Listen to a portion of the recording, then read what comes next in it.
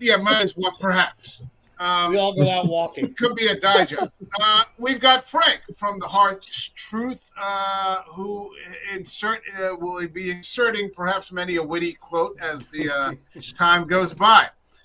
We've got our Pine Barren Authority and resident Jersey Devil expert, Tony D., author of The Pineys. And thank you for coming back. It's good to see you again, man.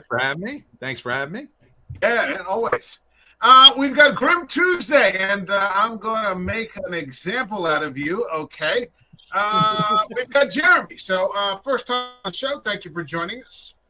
Yeah, of course. Thanks for having me. I mean, I'm sure Frank wouldn't let me live it down if I didn't come represent, so. And I'm sure all will be well, man. All will be well. Sure. We've got Mike from the Divine Will Era YouTube channel. Thank you for joining us once again. Haven't seen you since Nefarious. Good to be here. Thanks, Mike. Yeah, as always. And rounding them out, we've got John K. Alvarez, the American Werewolf veteran of probably 1,000 shows by now. So thank you for joining us for this one.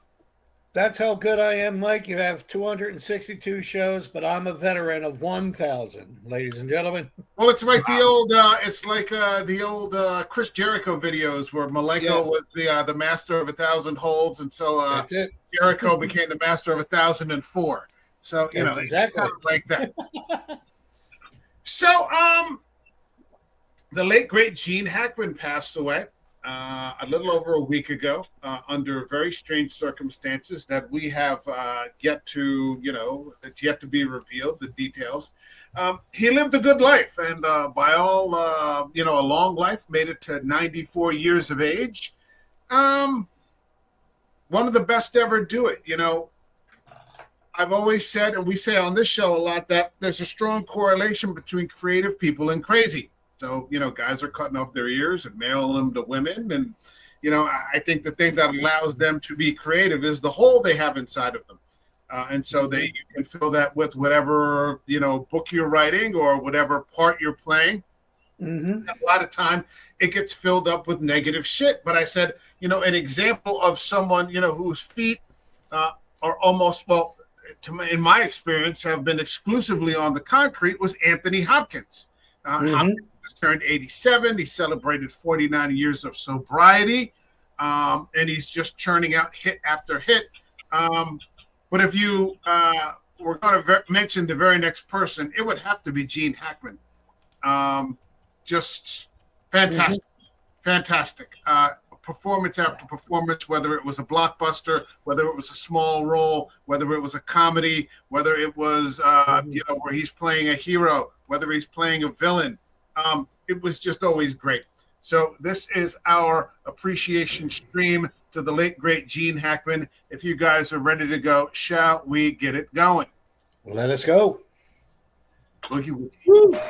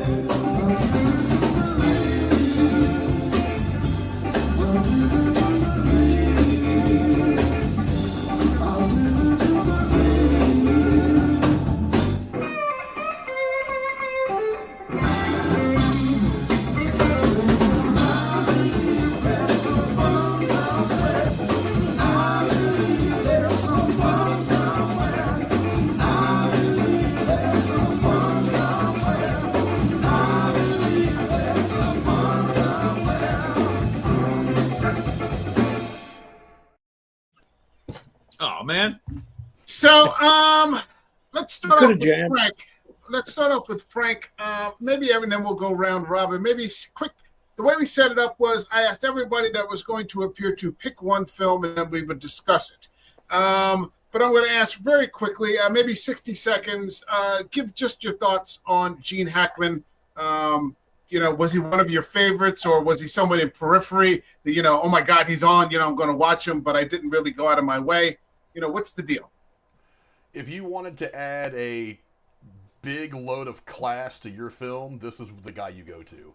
He's not just talented. There's the way that he delivers dialogue. He can change direction with his performance. He was a great guy who could add softness when it was needed. He could add tension when it was needed. He could be intimidating when it was necessary. And all around, just a talented actor from every direction there is not a single role that you could offer him that he would struggle with. He would make it his own. He would incorporate it into a larger film and make it brilliant. He was just that skilled. All right. Tony, what do you got? I grew up with Gene Hackman. I grew up in the 70s during the renaissance of American cinema, and he was everywhere, man. He was an A-lister at a time when it was a great time to be in movies, when they were producing movies that they were just unbelievable. And he was in some of them. So he was always a guy who could take a role and very much ground it in reality. You really thought he was a guy saying things that the guy in that situation would say. It didn't come off phony as all. There's a lot of actors today, they say words and you kind of go, well, those are movie words and he's doing movie things. But like Gene Hackman, you felt like he was actually there. All right. Grim Tuesday. Jeremy, what do you got for us? Yeah, there's not a whole lot different that I could say that doesn't already echo what they even said. There's a laundry list of movies that we could choose from for Gene Hackman, and that's the crazy thing about it. I think Tony up there said he pulled up his IMDb page, and I was just like, I mean, it's probably a CVS receipt length of movies, or just Yep. There's probably, I mean, not just movies, but there's probably a lot of things this guy's done. And it's like, I would hope to live to be 95 and accomplish as much as this guy did. Yeah, it's. I would say my first interaction with it was probably Superman with Christopher Reeves, with him playing Lex Luthor, of course. And yeah, and there's not a movie you could watch where like they said, you watch this guy do his thing, and it's just like, even if he's not like the main character, it's like, man, he just owns that scene and owns that whole time. You're just encapsulated in what he's doing, and man, he can, as with my pick, or like, any time he plays a villain, it's just like, man, he's just the slimiest dude sometimes, and you just want to, he twists the knife in the right way, and I'm like, I've always said, I'm like, if an actor can do that, it's like, if he made you like despise that character, I mean, then my hat's off to you. That's some good acting. So. Good. Mike, Mr. Mike, what do you got for us, man?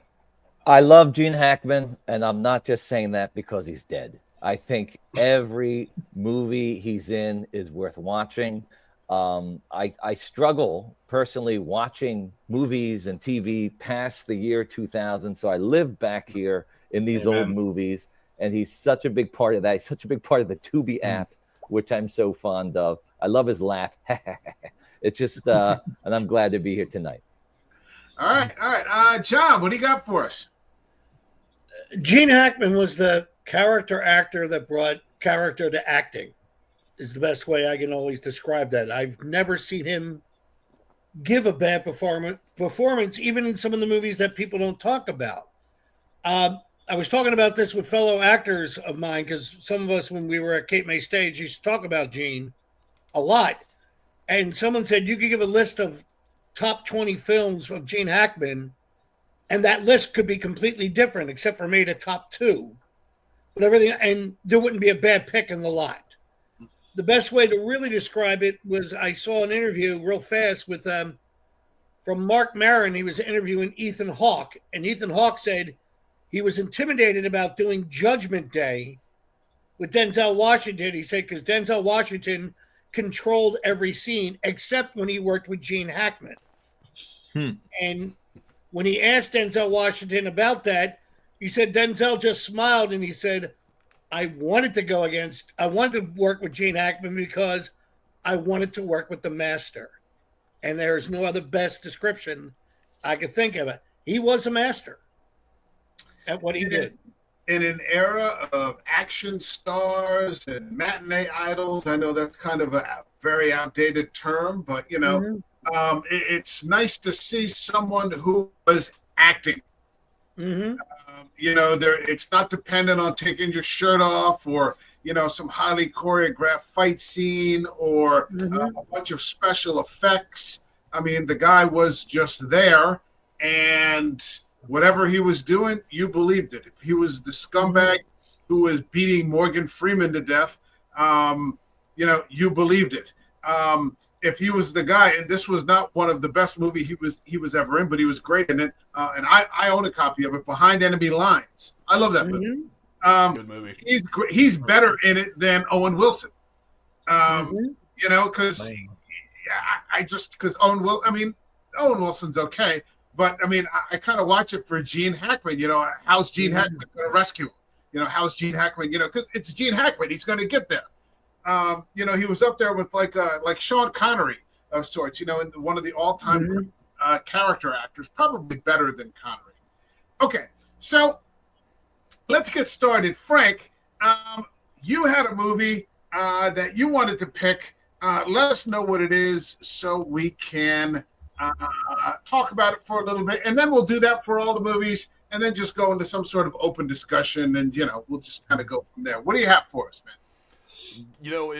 If you're trying to pick one Gene Hackman movie that stands out, that's a daunting task that would take a great deal of thought. But more thought than I could put in over the course of the week since we've lost him. But one movie that I've always had a great appreciation for that I think has kind of flown under the radar, even for Hackman admirers, is the movie Runaway Jury. It's a loaded cast of some really great actors. I mean, his good friend Dustin Hoffman acts across him. It's got Rachel Weisz in her young careers. It was starting to really blossom. John Cusack, but despite all that, he still kind of, I don't know if it was accidentally or kind of on purpose, really does own the movie. This movie really, even though it's probably not supposed to, really is centered around him. He is the gravitational force that all this rotates around. And I also think it's a very interesting role because while he's not a good guy or a bad guy, he's what's the word I'm thinking of? He's a pragmatist of sorts. He doesn't really care either way. It's just he's got the job to do. He's doing it, and the whole movie is one that does not stick to a certain point of view or way of thinking. It does post this question out there and lets you kind of answer it at the end. So while I disagree with a little bit of the point the movie tries to make, the performances are brilliant, and Hackman, like I said, accidentally or on purpose, runs away with this movie that is just full of amazing actors. Quick question. I never saw it, so give everybody, if you haven't seen it or somebody in the chat hasn't seen it, Frank, give them a quick blurb. What's the movie about? And basically, there's a mass shooting that happens in the beginning of the movie, and it leads to a lawsuit on behalf of the victim, the family of one of the victims, against all these fictional gun companies. And it's about it's interesting in part because it's about the jury selection process. Is kind of what it rotates around. You don't think about that a lot. All the times in real life we've seen OJ and all these other different big time trials. We've never really been exposed to the jury selection process, and it actually uses that as a big plot point in the film. And there's a lot of drama. There's background for the other two characters, for Rachel Weisz's character and John Cusack's character. It's very interesting how it postulates that questions of who's really responsible for gun violence. Again, I think the ending's a little silly. I don't really like it. But as far as a great narrative and a great story, it's engrossing from start to finish. So if you haven't seen it, I highly suggest giving it a look. Frank, remind me, because I did see it, but it was years ago. Was that based on a Grisham novel? That one, I think so. Yeah. I think Cora just mentioned it. It is a book, yeah. Yeah. Yeah. Because I remember also talking about trying to control the jury and everything else. It was interesting, Yeah, it's a weird kind of, not a mystery, but it's there's a lot of people positioning themselves, trying to move the pieces around on the board to get what they want, and it's Hackman versus Hackman's character versus the two people that are trying to manipulate this jury versus Dustin Hoffman's character versus kind of like the sensibility of the viewer and as to how you want this to play out. It's a very interesting movie. If people don't remember, we would, there was a while there where Grisham was having a run getting his books adapted into film, and there was quite a run of the court procedural dramas that were going on. We don't get those anymore. No. I kind of missed them because you had to act, and they were actually quite good. It was probably in the 90s when we were getting that run of movies, and they were all enjoyable. They were all, different stories and different cases. We had The Rainmaker, we had A Time to Kill, and probably a million others. He had another one called Class Action that he was really good in, where he's Mary Elizabeth Mastrantonio's father. That was a good movie as well. Whatever happened to those movies, they've all been replaced by, superhero stuff. Well, I think they still make them, but I think they're very cut and paste now. Like every once in a while they'll throw Jennifer Lopez in one of those movies, and you just go, "Who cares?" Right? They're just kind of the same cookie cutter, scenes about people going, "Oh no, there's a big dramatic moment in the courtroom," and the big twist at the end. It's just become boring. I think that's more an overall critique of movies today. They've just become too corporate. Yeah, because they want to make them just good enough so you'll see them, but they don't want to make them better where they have to spend more money or take a risk. Yeah, and Hackman always played those characters well. He always he was able to build that intensity or tension just by his delivery and everything else. I remember he did another lawyer movie with Tom Cruise a couple of years before that one. Another Grisham movie, yeah. Another Grisham novel. Yeah. Oh, I only saw that once. Fuck, I gotta watch that again sometime soon. I should mention him and Cruise were in that, and one second, Hackman was great in that movie. John, hold on 1 second. I just want to say real quick, and then I'll let you get back in. I'm sorry.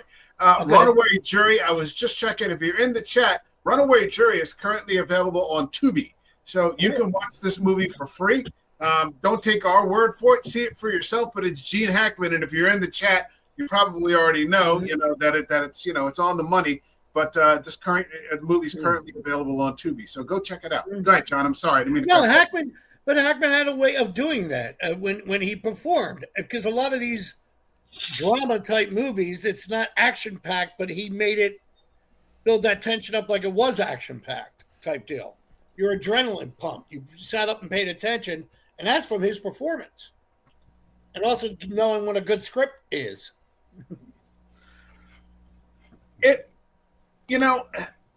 You wonder where actors like that, they probably fit in today in the smaller indie productions that you kind of have to go out of your way to see. Right. Hackman didn't, Frank and I were just talking about 4K TVs. Genr Hackman didn't make movies for 4K television and the big, 85-inch. It was about the acting, and I wonder if we're starting to get back to that a little bit. I certainly hope so, because I miss it. As much as I enjoy talking about the things that we talk about and guesting on other people's, channels and so on and so forth. Sometimes the joy of just, sitting down and discussing a good piece of cinema. There's no replacement for that. It's fantastic. All right, let's go to Tony. Tony, you had a film in mind. What do you got for us that you wanted to talk about? I wanted to talk about the classic Superman. Dun, dun, dun. Right. Yep. And Superman, there he is, as Lex Luthor. And he's the best Lex Luthor. There's never been anyone who's even come close. to his performance. I wish Nicholas Hoult well, but good luck, man. I Right. mean, Hackman is not only scheming and sketchy, he's also hilarious and he's also evil all at the same time. He's got his sidekicks make it great, and his reaction to his sidekicks make it great. They just recently Miss Tessmacher was pictured with the actress who played the female evil Superman from the second movie. I forget the character's name, and so it was like a before and after picture. They're both getting up there, but they're still kicking it. So I was happy to see that. But there's so many classic lines from those Superman movies, right? So in the first movie, you got Otisburg. Warren Beatty. No. Ned Beatty, right. Otis wants a little town just named after him, so he writes it in with like crayon.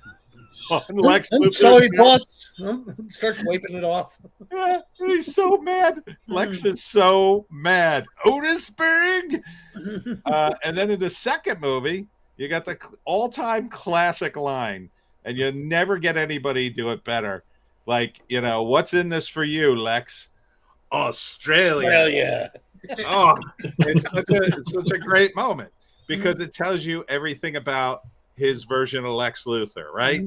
He's in it for himself, but at the same time, he's right in your face, and he's telling you, I'm going to beat you, Superman, because I'm that smart. And that's the other thing. Lex Luthor is supposed to be a genius, and he's the only guy who's played it so smart, right? It's not this soap opera acting where you got a guy who's got a bald wig or he's bald, he actually shaved his head, and he's pretending to be smart. No, he's actually smart. He does. I mean, there's that great scene where he tests Superman. Superman's coming through the tunnel, and he shoots fire at him, and then he shoots a cold ray at him, and then he shoots a bunch of bullets at him, and a whole bunch of stuff. And like he's sitting there, like analyzing it as it's happening. That to me was a great scene too. I really just can't say enough of positives about his version of Lex Luthor. And you have to have a good villain to have a good hero. Superman ultimately is kind of boring because he's the protagonist, he's the hero, he just does what he does. But Lex is the guy who's funny and complex and interesting because why is this guy evil? He's so smart. Shouldn't he be the good guy? If he was that smart, couldn't he figure it out? No, he's got these flaws in him that make him evil, and he can't. He's got this ego. He's got to beat Superman. He has to beat Superman, and he can't. And then he has to create those flaws to see himself undermined. And it's great at the end too, right? They capture Lex, and then you see his wig kind of just start falling off. So he is bald. Like that was my big gripe when I was watching the movie for the first time. I'm like, oh, he's not bald. And then at the end of the movie, I'm like, he is bald. And it's just his vanity that makes him put on the wig. I'm going to have to rewatch that again at some point. I think I own it on DVD or something like that. It's just I haven't watched it in a really long time. I remember seeing that in the, when that dropped, I think I was 9 when that dropped. And we lived down the street from a drive-in movie theater. If you remember what drive-ins used to be, and that was our Friday night event. Mom and Dad would throw me in the back of the car, and we'd go see a film. And I think the sound went out. I mean, it was just he scared me with all the yelling. Can you guys hear me? Yeah, we can. Yeah, and we can hear everybody. I can hear you. Yeah, I can hear you. Oh, he can't hear us, I think. Oh, I don't know. Weird. Blink your eyes if you need help. What am I didn't mute him out. But I mean, I remember he just scared me with yelling at Valerie Perron all the time, and just blah blah blah. Yeah, but yeah, a really good role. Hold on a second. Go ahead. I just saw him not too recently, Superman. Before Gene Hackman died, it was like on one of the streaming services, and I really did like the movie because when I saw it, I was 13 and was on one of those big 700-seat movie theaters in Philadelphia where I was growing up, where they had a curtain that used to open type deal. But when Gene Hackman is when Lex Luthor is talking to Miss Taxmacher, and he's going, I'm the most brilliant mind in all the world, and I surround myself with fools and morons. And Ned Beatty walks in and goes, hiya, boss. Oh, I was just talking about you. It's the subtle delivery of his humor. And he wasn't trying to tell the joke. He knew the joke was there. And it was brilliant. It was had such depth to the character because you start to like him, and then he would do a dick move. Subtle humor can sometimes be the funniest. Yeah. When it's like I always tell people, that's kind of what British humor is. It's not like you're not hitting the punchline. You're just speaking and letting the audience kind of experience it. But one of the brilliant things about him in that role in Superman, and they struggle with this, even as good as the MCU has been at times, and with DC with these mega franchises, they still struggle with, is they struggle with having bad guys that aren't just a carbon copy of the hero. You know, one of the Flash TV series, one of the knocks in that series is like every bad guy has another speed, so there's not really a lot of variety. You got Superman, this character who was of another planet, power from Earth, yellow sun, heat vision, super strength, bulletproof. He's a god. And this guy for 2 movies gives him all the hell that he can give him, and he is just a dumb human guy who's very fragile. And Superman can walk up to him and punch him right in the face and end it the first 5 minutes of the movie. Right. But somehow he puts together a character and performs it in a way where he is a legitimate threat to this godlike being without having any of those powers. And he does it with he's great comedy, great evilness when the dialogue, when the moment of the movie calls for it. That's one of the most complete performances I've ever seen in a superhero movie. I'll never let somebody give me crap that you can't tell me Batman can't go toe to toe with Superman, because he absolutely could. Yeah, he plays it sinister, and enjoys the hell out of being the bad guy. And that's I don't remember any of this. I remember him playing it comedic. Like to me, Donner's Superman. Yeah, like Donner's Superman. It's a little campy, but Donner's Superman to me was an action comedy. Right. It's an enjoyable action comedy. Don't misunderstand me, but it was a comedy. Yeah. They had funny moments in it. Yeah, I mean, I thought Luthor just was hysterical throughout the whole thing. Like, he scared me yelling, "Oh, Mr. Taskmaster!" Like, it startled me. I was like 9. I mean, why the fuck is this guy yelling all the time? But there's a great scene in the movie, Mike, when Superman calls him a befuddling old fool, and then he exposes the kryptonite, and Gene Hackman repeats the same exact line to Superman as Superman's weak. And just the way he delivers it, you're like, shit. And it's like, that type deal. And I would like to add the old neighborhood. And I would like to add where Hackman also makes Lex Luthor a little bit some more substance to just the campiness. And I remember the scene when Miss Tessmacher says her aunt lives in California or something, and he gives that really sly look at his watches. Not anymore. And he does that straight, which makes it even more like a powerful movement because he's campy, but then he turns it on the straight. So it's really, for a campy role, he does put a little substance behind it. Yeah. I think. I should mention that this is also available on Max. So if you want to go catch Superman the movie, 1978 from Richard Donner, it's still there. It's one of the all-time classics. One of the all-time classics, coming up on 50 years of Superman. Close to it, yeah. But then a couple of years, 50 years. So, okay. Anything else for Superman? All right, Jeremy, what did you hit us with?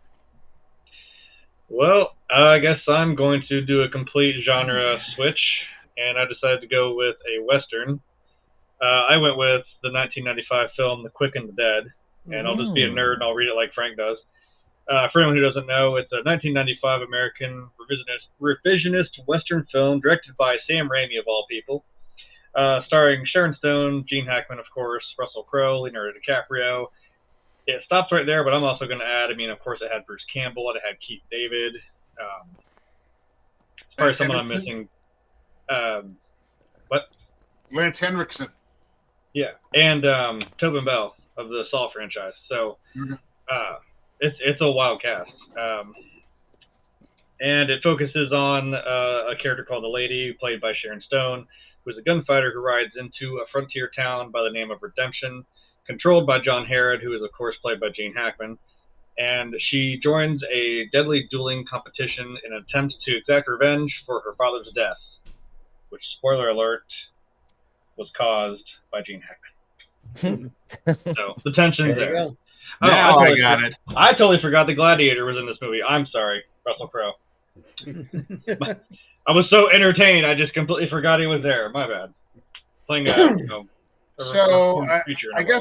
guess I'm 30 years late to the party. This is one that I've never actually seen. I've seen bits and pieces here and there, but I've never sat down through the whole thing and watched. Yeah, watched this out. I'll have to get around to it. Okay, there's too many people in here not to. So I mean, Yeah. I take it he's just an evil bastard in this one. Yeah, he's obviously the one who kind of is the he's all done up in his nice suit and hat and proper. He's always got 2 or 3 gun hands with him at all times, and in every corner of this town too. He's got the town by the balls basically. He's the king sitting on the hill, so to speak. Kind of I don't want to say like maybe he's just sitting pretty at the end of the world right now, I guess near the end of his life, because he used to be an outlaw, like a really ruthless outlaw with Gladiator. There's so many people in this movie. I'm losing Russell Crowe. I'm losing everybody's names. With Russell Crowe, they used to be just terrorizing people all throughout this, not only this town, but just in general. And and Gary Sinise is in this film, who plays Sharon Stone's dad. Yeah. And he obviously doesn't make it through the end of the film because he comes to their town and ends up killing Gary Sinise, who was the marshal at the time. And it's a really it's kind of a gut punch of once you see what happened is he does the thing where he does it to Russell Crowe too. He puts him on a chair, puts a noose around his neck, and he starts shooting the chair as it starts to break, and you start losing your footing. And I'm like, that is just a sick thing in itself. And it's like, again, we know Gene Hackman. He's sitting there just laughing it up, just enjoying every bit of it because he's just that slimy of a bastard. And he says like, oh well, I fired 3 of my gun. And he hands the gun to the very young version of Sharon Stone and says like, go ahead, you take the other 3 and you shoot that rope out and you save your daddy's life. And of course, she's like 9 years old and she can't hold the gun up. And of course, she misses and ends up killing her own dad, which that'll mess anybody up. So yeah. So that's what the present day in that sense is about. She returns to that town, which has just gone to hell in a handbasket. And they have a big competition for like anybody. It's just kind of any rules go. Like you can use whatever guns you want. You can challenge anybody, and we'll randomly pick the time. And then of course, Gene Hackman eventually in the quarterfinals there says like, okay, well now you have to kill the person that you're fighting. You can't just shoot them in the kneecap and have them bow out. So it starts to get pretty tense, with everybody in this town. And all she wants to do is get her revenge on Gene Hackman for putting her through that. Okay. I have a question. Go ahead, Tony. I have a question. So, does anybody have Unforgiven? First off, I don't want to step on anybody's movie. No. Nobody has Unforgiven. How would you compare Hackman's performance in The Quick and the Dead with, say, his sheriff in Unforgiven? Is it similar or is it very different? We did do that, Frank, right? We did Unforgiven We did Unforgiven, while ago. yeah. Yeah, I'm trying to like. Well, I mean that's 2 different sides of the. Yeah, it's weird. Like I said, he's got range, so it's. I would say Quick and the Dead. It's much bigger, right? It's probably like a bigger character, whereas he's the one in Unforgiven is more nuanced. Yeah, because I mean he is just playing obviously the big boisterous kind of guy. Like that, he knows that he can just walk out there and like that picture he had where he just lights his little cigar, and then he can just gun anybody down that he wants to. And he does have that pretty poignant speech after he just shoots his opponent. And he turns around, he's like, "I'm confused. Like, by all of you. I don't know how I keep, all of you seem like you don't have any money to spare, but you seem to have enough to go around after all the dust settles. And he's like, you want, and he starts getting that, that monologue going. He starts going like, you only all live because I let you. Like, like, man, like that, he's got the ego the size of that whole town. And he just, it's a shame. It's a shame because I remember when the movie came out, a lot of critics said, oh, he's just redoing what he did in Unforgiven. And when I saw it, I disagreed with it. I mean, Unforgiven and the character in Quick and the Dead were two different people. They were similar in some aspects of like the greed and being a former, outlaw, trying to, for lack of a better term, get what they can towards the end of their life. But in the Quick and the Dead, he was, at the end of Unforgiven, I was actually upset that he died, even though he was a prick. Right. At the end of Quick and the Dead, I was like, good, he's fucking dead. Right. I mean, you want him to die. In Unforgiven, he was a good dick in that movie. Yeah, in Unforgiven, it's more like, he wanted to finish off Clint Eastwood because that was just sort of his job. And then he has that last line, I was building a house.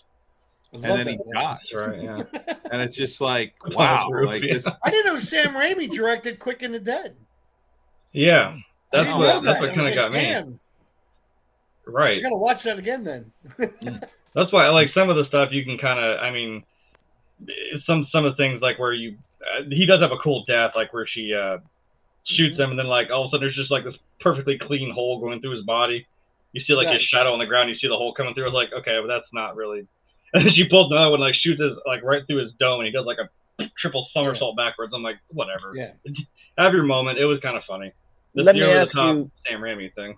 Let me ask you, Jeremy, what do you think about Sharon Stone's performance in it? Did she play a full character, or was it two-dimensional, sexy, strong woman? Well, I mean, I'd let her step on my neck with those boots. She wears them in the bed. I mean, more than once we saw that, so I'm kind of like, okay, the boots stay on. That's an interesting approach to that. Okay. No, she she kind of has a little more range to it. It's like she can come in. She comes into that town, and she does have that stoic smolder to her, and she's just kind of short with everybody. I mean, of course.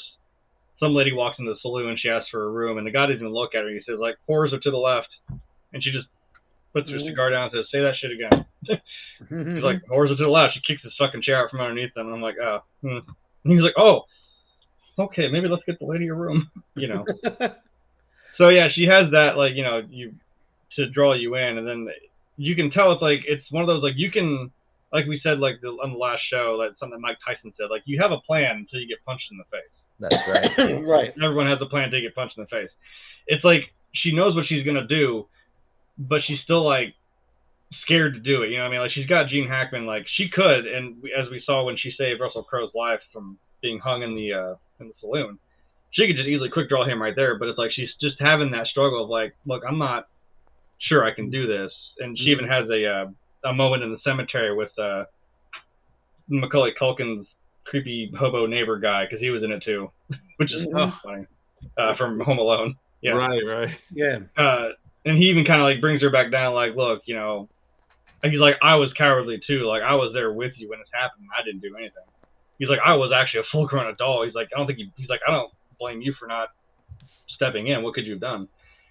But yeah, she has a good cry in the cemetery and realizes, no, I got to go back and I gotta deal with this. So. It kind of back and forth a little bit, so it's not just one thing. I was, we all saw Basic Instinct, right? We all saw it. Yeah. So, we saw what we needed to see. Yeah. We ruined a lot of batteries in them remotes and a lot of special socks, am I right? So, no, yeah, it's got some dimension to it. I think the reason that I didn't see it is because it seemed so close to Unforgiven. And I don't think he was playing the same role, but I think at the time, and I think it's somewhat accurate. They're completely different movies in the tone, right? Tone of them, and so this one, Unforgiven sort of landed. I mean, the Quick and the Dead sort of landed more in the in the spaghetti-ish end of things, that it's bigger and it's louder, and it's got, more effects and, kills, for kills sake, so to speak. Now, looking back on it, I'm like, well, shit, I probably should just sit down and watch this sometime and get around to it. And I probably like it a lot. I had no idea that Sam Raimi directed it. And when you really look at the cast now, you're like, holy shit, like all these people are in this. How can this not be good? I should mention, I just did some research while everyone was talking. This is also on Pluto TV. So if you want to go on there and watch it, there it is, another quality Gene Hackman flick that you can get there with like an ensemble cast. Russell Crowe, Sharon Stone, Lance Hendrickson. Isn't DiCaprio in this? Yeah, DiCaprio is like a Billy the Kid type character. DiCaprio's in it. I'm like, this is like very pre-Titanic. I'm like, I think this is even pre-Gladiator, like for Russell Crowe. Yeah. And I'm like, this is early. DiCaprio is like, I think it's right after Gilbert Grape. I think it's right after Gilbert Grape, which was like 94. So this is a year later. It was before Leo became insufferable. Yeah, I mean, there's a scene I remember when Gene Hackman and Russell Crowe, they're trying to give him a gun to fight. Yeah, they go into his shop. I kept seeing that clip, and I was like, damn, I gotta watch it. The two of them. Yeah, even if you've never seen the movie, if you just watch him, like I said, it's like Hackman's just leaning over the counter, and he's like just twisting that knife in the side of Russell Crowe, where he's trying to get him to, kind of get him to come back here, and as soon as he throws him a gun, it just like muscle memory, flipping it around, and he's just kind of like, feels good, doesn't it? And it's like he's just poking the bear. Yeah. There were also in the 90s a bunch of westerns that were made. I mean, they're still sort of making westerns now. They drop one every now and again. But I mean, you were getting like Tombstone, these sorts of films, and then you'd get the more introspective stuff like Unforgiven or what was the other one? Wyatt Earp. I happen to be a huge fan of Costner's Wyatt Earp. It's a sullen piece of fucking cinema, but I like it through and through. Speaking of Costner, and Gene Hackman's in that. Gene Hackman's in that. He plays his brother or father. Dad. He's the dad. Yeah. Yeah. Oh, okay. Nicholas Earp. It says. Yeah. I'm looking at the IMDb. Yeah. He was in a lot of westerns actually. Yeah. He was in something called Geronimo, an American Legend. I love Geronimo with Wes Studi, with Jason Patric, Matt Damon. Fuck yeah, I got that on DVD. There's a movie that came out in the late 70s. It's him and God, I'm trying to remember who the other actor that's in it, and the actress who was in Stepford Wives, called Bite the Bullet. Yeah. It came out that he was in. 75. Was that 75? Yeah. Yep. Oh God, yes. I mean, he did a lot of westerns, man. Yeah, see, Cora's echoing my sentiment. After watching this, I was just like, God, I remember the remake 3:10 to Yuma, which also had Russell Crowe playing, the teetering on he's a bad guy, but not like a bad guy. Yeah. And Christian Bale, it's like it's a pretty solid remake of a movie, and I was like, man, he's good as hell in that too. Yeah. I was gonna say, speaking of Costner, another good western that is one of my personal favorites from like 2003 is Open Range. Oh man, Robert Robert Duvall. Yeah, that's Dude, great. I was like, if you want to see, I mean, just one So of the most explosive gunfights you've ever seen at the end of a movie. Holy hell! Yeah, like that's a good movie. And I love the conversations they were having in that gunfight. It was very funny. Yeah. Oh yeah. That's a great fucking. It's a shame. The Western is sort of struggling. You've got Taylor Sheridan, who sort of brought it to Paramount. Plus, with the 1883s and the 1923s, that sort of stuff. Costner is trying to keep it alive with this Horizon, but Westerns are those sorts of films that you have to see them on the big screen. Because of the cinematography and the background, and just the sound and everything like that. And I was very disappointed when Costner's Horizon didn't do well. I don't think people have the attention span for them anymore. They're usually, pretty lengthy. They've got involved stories, and you know, It was there's too much. It should have been a miniseries. It wasn't a movie. It was a miniseries. And And it was- westerns can be kind of slow burns anyway. At least the good, deep, Yeah. storyful ones. I don't think today's audiences are into that. I think they want 2 seconds of opening credits, then right into everything that's happening. Actually, rather than that's watching it that, as story building. This discussion is a good thing between comparing The Quick and the Dead and Unforgiven. yeah. Unforgiven's more of a long, slow burning, but building the characters. And Quick and the Dead is quite literally you get quick to the dead. Yeah. It's shots a little faster and it moves quicker. Yeah. If you want an example of a recent Western that was really good, if you haven't seen it, is Old Henry. I don't know if you guys saw that. Oh, I just saw that the other day with Tim Blake Nelson. Right. Yeah, I just saw that the other day. Awesome Western. I love Yeah, that. if anybody, it's on the Roku channel. I happen to have a Roku TV, so it comes with the free Roku channel. Old Henry, fantastic Western, and it runs just at about 90 minutes. And very simple, and a very simple kind of Western. There's not a lot of bells and whistles on it at all, but it's very effective. The American Western is one of the few original art forms, along with jazz. I mean, wholly American, and I hope that it has a resurgence, because I think I heard someone say once that every Western is a morality tale, and so we need those sorts of films to make a resurgence. As much as I love talking about the new MCU or watching Daredevil, or something like that. I don't want to have just one item on the menu. Right. I was going to say, I think of the baby boomer generation and how much the Westerns really meant to them, and how, as they're dying, will it continue? And I remember my father would just come alive and tell me stories about the Nickelodeon and watching Westerns, and even all these Western theme parks that are all closing down. They don't exist anymore. I took him to one of the older ones there, and he just felt like he was a little kid again. And I'm sad to say, I think it's pretty natural that the Western genre might lose a lot of steam as the baby boomers continue to die off. Well, I mean, I'm 32 and I grew up watching Gunsmoke, so I mean, maybe I'll keep it alive. I don't know. We hope. Yeah, we hope Yeah. we're going to need younger people to carry it on, because well, We Western put it all on you now. Western, Oh, no. Western's got it all. We'll be riding off into the sunset too soon here. Yeah. Tumbleweeding in the distance. They got it all. They got drama. They got action. They got comedy. they got Everything in a romance. Western. Yeah, everything's in a Western. Everything. Yeah. And the occasional rootin' tootin' number. That's it. Yeah. Oklahoma.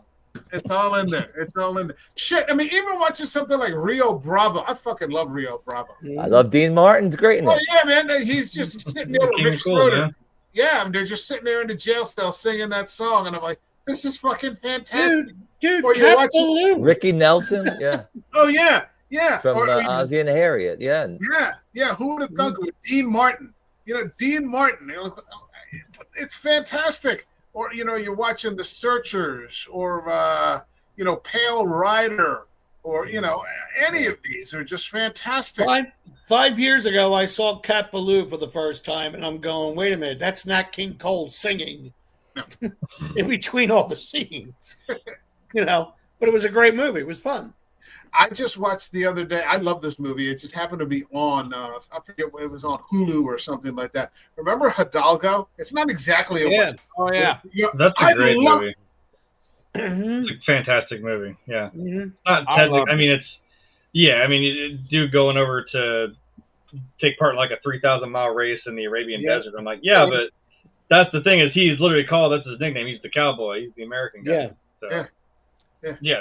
That's a great movie. I was like, wow, anything else I've seen that he's been in that's not Lord of the Rings. Holy crap! Yeah. My I race. thought I I was the only person that liked that movie. I love that movie. No. I'm with you. No. I own that on physical disc, and that's a good Same. All I remember. my, I remember cheering because I didn't get to friends see it on the movie theater. I saw it when it was on television, And that final race, I found myself banging the chair saying, "Come on, you son of a bitch!" You know, I really got into that slow motion, all you hear is Very, the gallop very of that horse just going across Yeah. the finish line. Like, And- it. Was it such, the- it was such a good movie, man. And the blood starts coming out of her nose, out of his Mhm. nose. Oh, and yeah. you're like, Yeah. oh shit. and you I- can see the sunlight on his hat, like where he's sunburnt to death. He was Yeah, 5 minutes ago he was gonna send Hidalgo to the glue factory, and then he was like, oh, hold up. yeah. And then the horse beats him. Get your ass up. I remember people saying, if Let that him up. horse dies, we fucking riot. I mean, the That's first it, time yep. they watched that horse better not fucking Yeah, die. I remember thinking to Holy myself, shit. "That horse dies, I'm going to freak out." Hold on a second. Yeah. We got some comments here. Good ones too. We got Cora saying the spaghetti westerns are iconic. You're absolutely correct. Yes. Mm-hmm. That's Um, a great era of filmmaking. Yeah. Mhm. I mean, I we've mean, this got. movie even had bits of that too, like the close up of their faces and the real zooms and kind of. It's a little goofy, but I'm like, yeah, but that's the iconic spaghetti western thing. You're like up close in the person's eyes as they're like staring each other down in the middle of the road. It's awesome. I still remember Once Upon a Time in the West. I have it on physical media with Charles Bronson, and that opening scene, and it's fantastic. Henry Fonda as the bat, like Henry Fonda's playing a villain, is dressed all in black.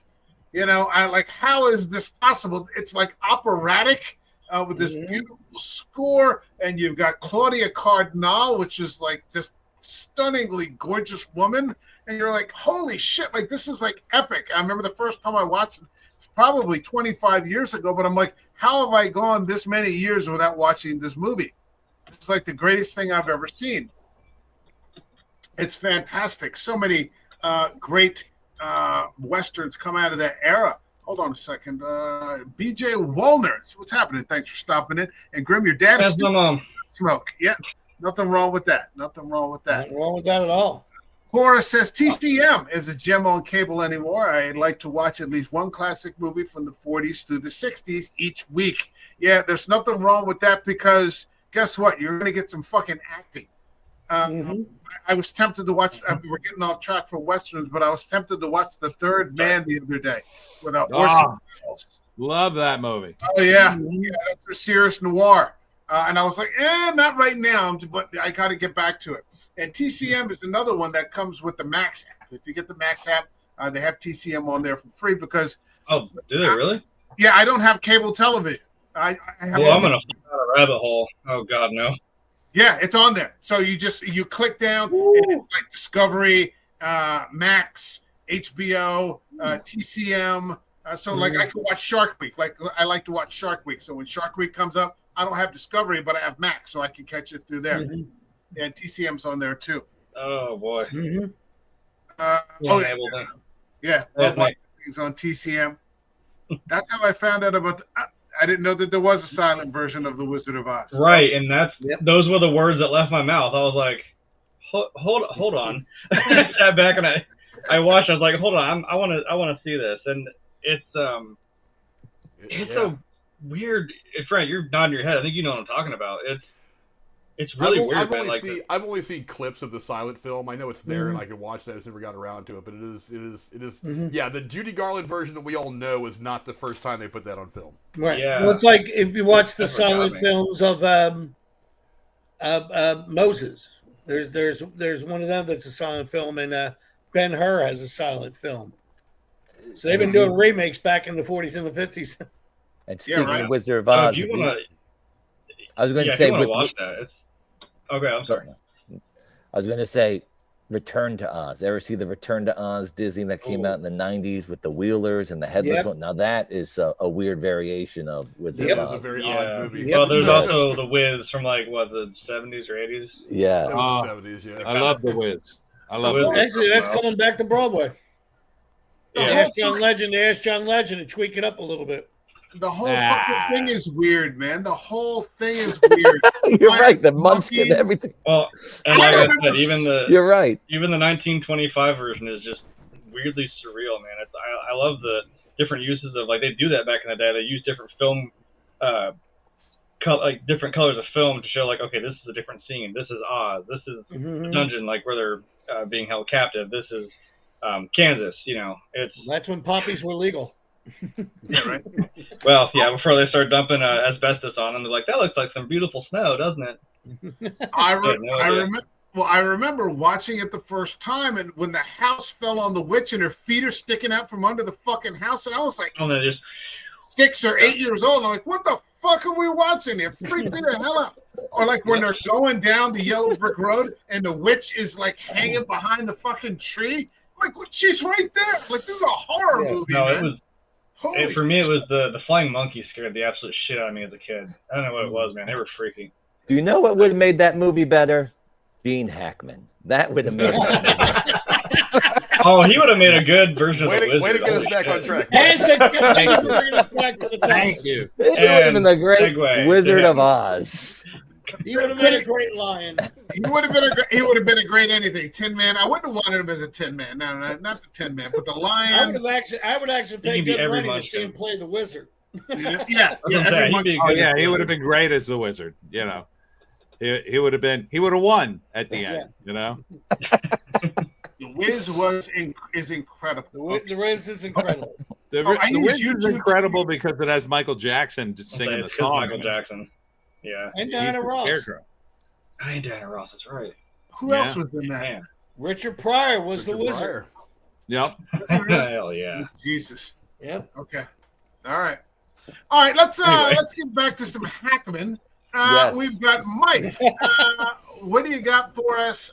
Give us your pick. Okay. All what do you right, got? guys. I want to talk about Under Suspicion from the year There you go. 2000 with Gene Hackman and Morgan Freeman. Now, this isn't a particularly great movie, I would say. However, it will have a lasting psychological impact. It's a lingering psychological impact. The only movie that I think is similar to this would be Sleepers from 1996 with Jeez. Okay, Kevin Jason Bacon. Yes. Patrick. Yeah. Yeah, something like that just lingers with you. Now, Gene Hackman plays a man in his 60s, and the whole movie you spend hating him. He's under investigation for raping and murdering 12-year-old girls, and Morgan Freeman's investigating him. Yikes. And the whole movie, you hate him. He's a rich tax lawyer, late 60s. He has a beautiful 30-year-old wife.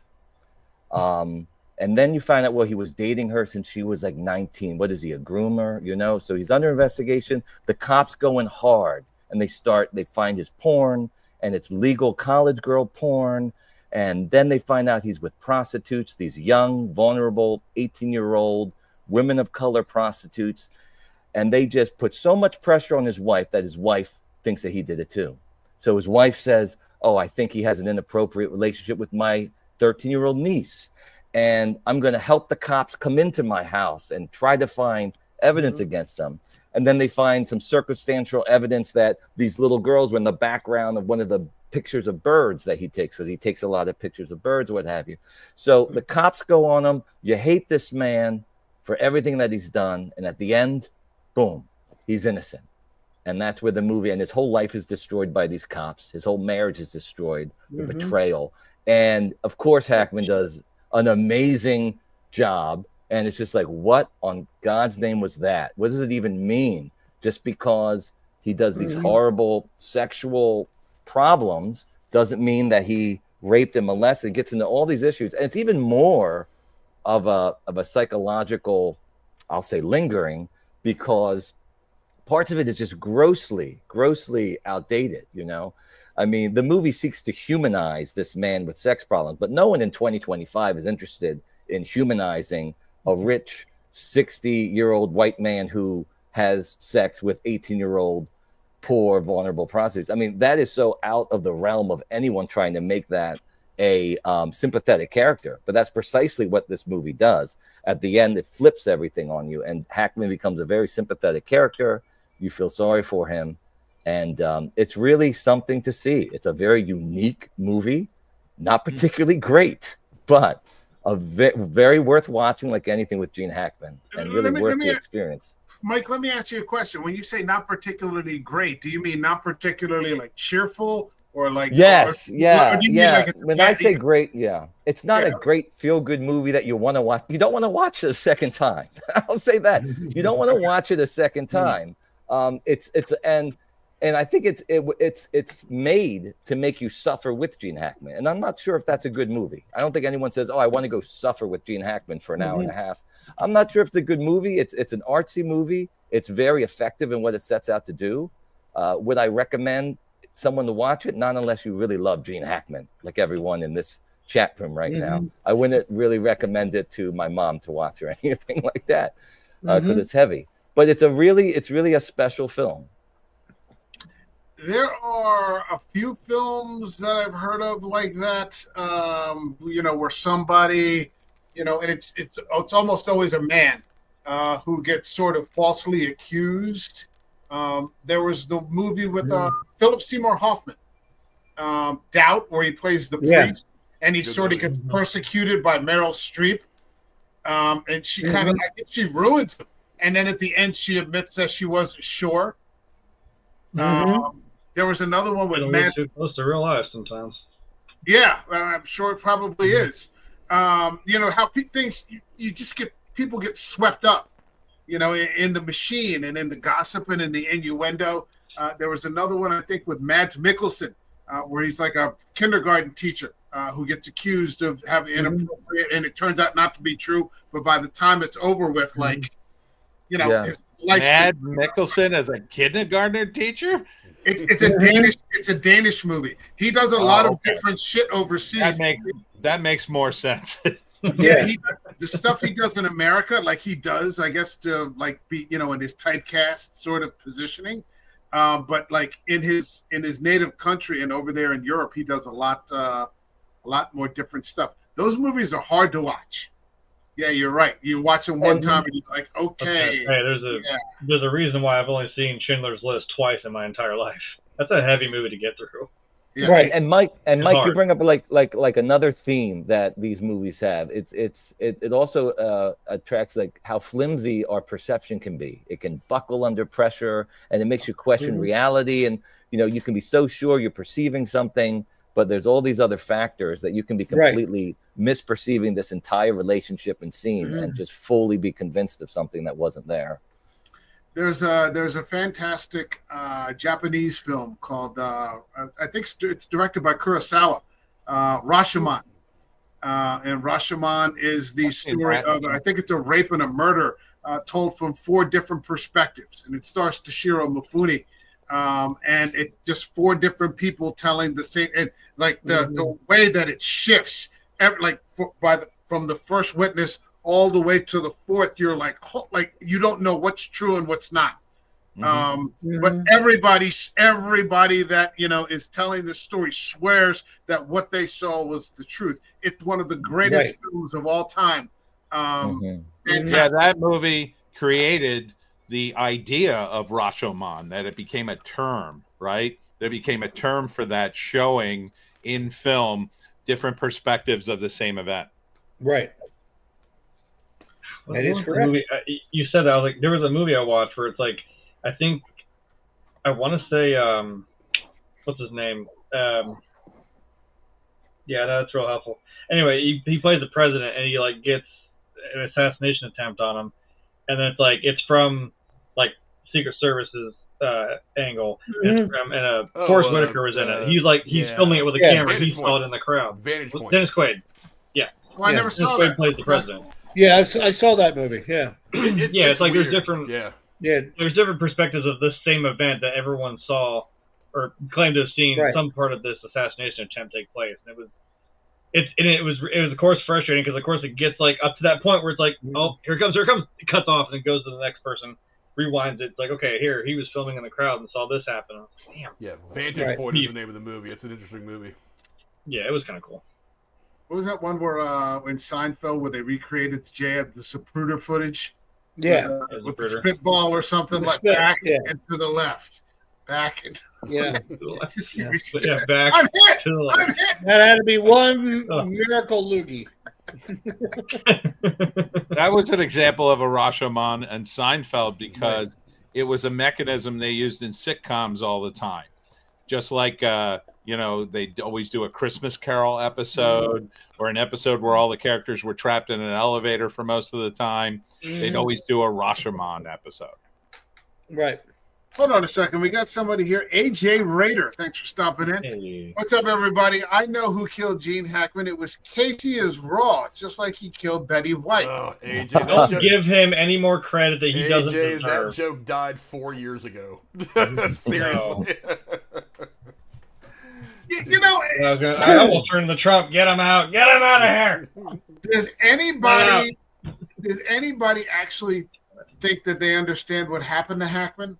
Like how he died? I mean, I've just been kind of waiting and seeing if something it just keeps Yeah. coming up on my feed, and I'm like, I'll wait until something a little more concrete happens because it seems like every single day is something different. I'm like, just tell me when you figure it out. I think it was Hackman probably died because he's 95. right. His wife is 65, and she was found in the bathroom. She probably had a freak out, ran to the bathroom to get drugs or whatever she needed, maybe for herself, because 65 ain't no spring chicken. And she might have had a heart attack too, right then. And the dog died because he was locked in a cage for 9 days, and he just died, unfortunately. I think everyone's all about the dogs. I'm like, no, I'm pretty sure they died, and then the dogs died as a result of them not being able to take care of them. Right. Yeah, Right. like, I'm pretty sure that's a good assessment, I would say. The murder suicide doesn't make any sense that there would be a murder suicide No. when she's there, unless Hackman for some reason killed her, then killed himself. But why wouldn't he let the dog out? You know. I'm of the mind that the police will investigate. We'll get the answers whenever the answers become available, and it's not going to change the fact that he was 95 years old. He was on the back nine anyway, and and the legacy is more important than than the how. Exactly. So I don't imagine anything nefarious happened. I mean, I've already heard stupid people on Reddit say things like he was killed by the mob or some whatever nonsense. Yes. Just They because went after him in because the of French connection. absence of fact, Tried to take imagination him will out fill the because- gap. So Well, Randy Quaid came out in a press conference Well, yeah. Well, there and you go. said that he was murdered because the studios don't want to pay him royalties anymore. Which, Actually, Right, that makes man, sense. like, to what- me. I'll Well, buy look, that one. I wouldn't put it past the movie studios to do something like that. Yeah. But of No, all but- people, Gene Hackman makes would have sense had to to me. have killed 20 years ago to save any money. Yeah. So, but it was pretty crazy when Randy came out. But Because, he got a lot of back end on Under Suspicion. It was The craziest thing I read was that he's the first of the Epstein suicides. He will be the first of many of the Epstein suicides. there you go. I would be That was very what I surprised if his name ended up on the list. yeah, Not maybe Hackman. the Epstein suicide. Not was an Hackman. Epstein suicide. But by all accounts, there's a few names that would blow me away if they were on any list connected to him. That's one of them. I mean, any Yeah. name could be on there, but that's Macaulay one of the ones Culkin. that would blow me away. all accounts, everybody said Hackman was a sweetheart. Just like who also died is Bob Saget. Yeah. Same thing. Right. Everybody came out of the woodwork to say he was the greatest guy ever. So you Right. can kind of, I think you. But he can was kinda- America's dad. Yeah, Not Bill Cosby. We can forget about him. He's not America's dad no more. yeah. Yeah. Screw Sad. you and your sweater. I looking back on it, I always feel bad for Lisa Bonet, who got thrown off the show. Because she did that movie Angel Heart, and I'm like, and then you look back on it and you're like, okay, yeah, I guess that hasn't aged very well. Hold on a second, we got Stuart McQuaid. Hackman was not Clinton-sided. Okay, all right, so he did not have information. He did not have information leading to the immediate arrest of Hillary. Nobody made the But he fake was tweet. glorified. Oh man, nobody It was made Al that Gore. fake tweet.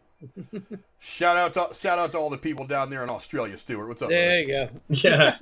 Australia. All right, John, what do you got for us? You got a movie for us, man? What do you got? Yeah, I do actually. Take it away. The one I picked was a dark film, to be brutally honest. And when I rewatched it, I forgot how dark it was because I hadn't seen it for a couple of years. It's Mississippi Burning. All right. Oh sure, I remember that. Yeah, 1988 movie, directed by Alan Parker.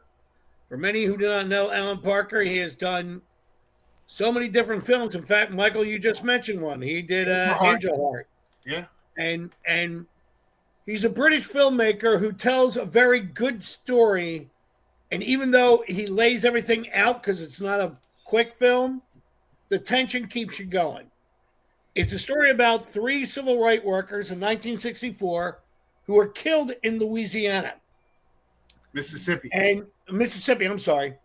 And Hackman shows up as an FBI agent, shows up with William Dafoe to do the initial investigation. And eventually what it is that the pressure that's being built in this town to try to find these 3 missing workers.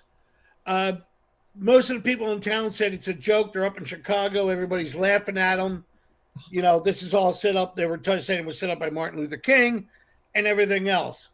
When you first see Genr Hackman, he's driving with William Dafoe. Dafoe's driving the car. Hackman is reading over paperwork, and he finds a song of the Klan. And he starts singing the song, completely out of key and everything else. And the first words you hit, he goes, I tell you, these Klanmen are better at lynching than lyrics. And that's the introduction to your character. The thing is, he's a good guy. He's from in that area and everything else. If the Klan is considered a pack of dogs, because that's what they kept referring to him as, Genr Hackman is the guard dog in it. Where everybody else, and if this is, again, a brilliant thing, because Genr Hackman was talking this over with Alan Parker, all the FBI agents that kept coming in from Washington, dark suits, black ties, all Genr Hackman's clothing were gray, brown. He was disheveled back. He fit into the town. So when he talked to the people initially, they thought that Hackman would agree with their point of view about the civil rights movement. But as it went along, you realize he was disgusted by it. There's a great scene where he's talking to William Dafoe, and William Dafoe says, how do people become like this? Genr Hackman tells him a story about his dad. As he puts it, my daddy, there was a guy down the farm who was a black man who was doing better than my dad because he had a mule. He was able to plow the land faster and everything else. He then says, the mule died. Somebody poisoned the water. And when I was with my dad, I was 10 years old. My dad looked at the farm, and I looked at my dad and realized he did it. And when William Dafoe goes, why are you telling me this story? What are you saying? And he goes, oh, no, I'm just telling you a story about my dad. You asked me how people can become like this. He didn't realize it wasn't the colored man, as he put it. It was the hatred that he had that made him into the person that he was. It was what he was trying to explain. And this is what they examined. They examine hatred in this movie. Genr Hackman is in one scene where there's, for lack of a better term, it's a social club and it's all members of the Klan that you know from watching the movie. And when one of them threatens him, wait, let me make sure I got his name right, because there's so many people that are in this. Michael Rooker, isn't it? Michael Rooker sure. turns around and says something to him, and Genr Hackman all of a sudden, with a blink of an eye, grabs him by the balls and then goes to pull his gun and looks at the deputy, played by Brad Dourif, turns around and said, you going to pull that thing or just play with your pecker? And Genr Hackman, he was a controlled burn throughout the whole thing. He was very laid back, but when he exploded, he was violent. Genr Hackman said after seeing the movie, he said, I'm never playing another violent character again. Obviously, he did, but that's how it affected him. But he was brilliant in this movie. It's a mystery. The tension is built up, and even with some of the horrific scenes that are being done, there was also some humor in it. There's a scene where him and William Dafoe are physically fighting each other, and Dafoe pulls a gun on him and goes, I'll fucking shoot you if you don't listen to me. And Genr Hackman goes, let me get my crew. And when he walks in, he looks at one of the other officers and says, do you really think you would have shot me? Oh, yes, sir. He goes, fucking balls on that guy, and walks away. I mean, the point about it is that he brought in the Southern charm, but the Southern anger, but directed it for a good fight. And it's a brilliant movie. It's a rough movie to watch. It really is, because there's a lot of violence in it. But Hackman is the hero, as violent as he is. And it's strange to see him as that hero, even with the flaws and whatever he has, because when push comes to shove, he was defending people. Especially even what's his name? Let me make sure I got it right. Where is she? Frances McDormand's in it, like at 25 years old, and gets the shit kicked out of her by a bunch of people because he helps her. And Gene Hackman goes on a tear in this, and if you wind up as violent as he is, you're rooting for him. You forget, and this is another one of those movies. It's on Tubi right now, so if you want to see, it's a rough movie to watch. Yeah. Like a couple of the ones that we've mentioned here today, you only probably need to see it once. But it's a good watch. And you forget it's got another ensemble: Willem Dafoe, Michael Rooker, Arlie Ermey, Brad Dourif, Frances McDormand. That's before you even start to get into the black actors that are in it, because it's Tobin Bell is in it. Yeah, Tobin Bell is in it. Yeah. Priest Hall. You know. Yeah. So it's a good movie. It's a rough watch, though. It's a rough watch because it's it's based on a true story and not the most fun. But that was the thing about Hackman. He wasn't afraid to take chances. So you couldn't typecast him. There's a great quote right after he died. They started replaying it. He was doing an interview and he goes, "I like playing flawed characters. I like playing characters that are at conflict with each other." And if you look at his movies now, especially what we're doing in a nice retrospect, he really did. He liked that conflict in a character. I think it's also one of the reasons why he does comedy so well. Hold on a second, guys. Go on for a second. I'll be right back. I think it's one of the things that adds to the fact that he does comedy so well, because he's seeing the dark side, so he also can find the light. A friend of mine and I were just talking about his performance in The Birdcage.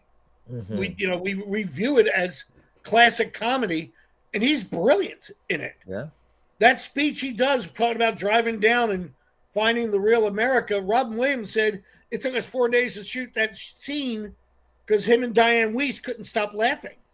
They found it hysterically, and he just, it's a trait to his ability as a performer. And I've always admired him on that. Speaking of comedy, he's in Young Frankenstein. Yep. Yeah. He's the blind guy. I didn't know that. Such an amazing Steve. He's He the blind oversees guy. Wow.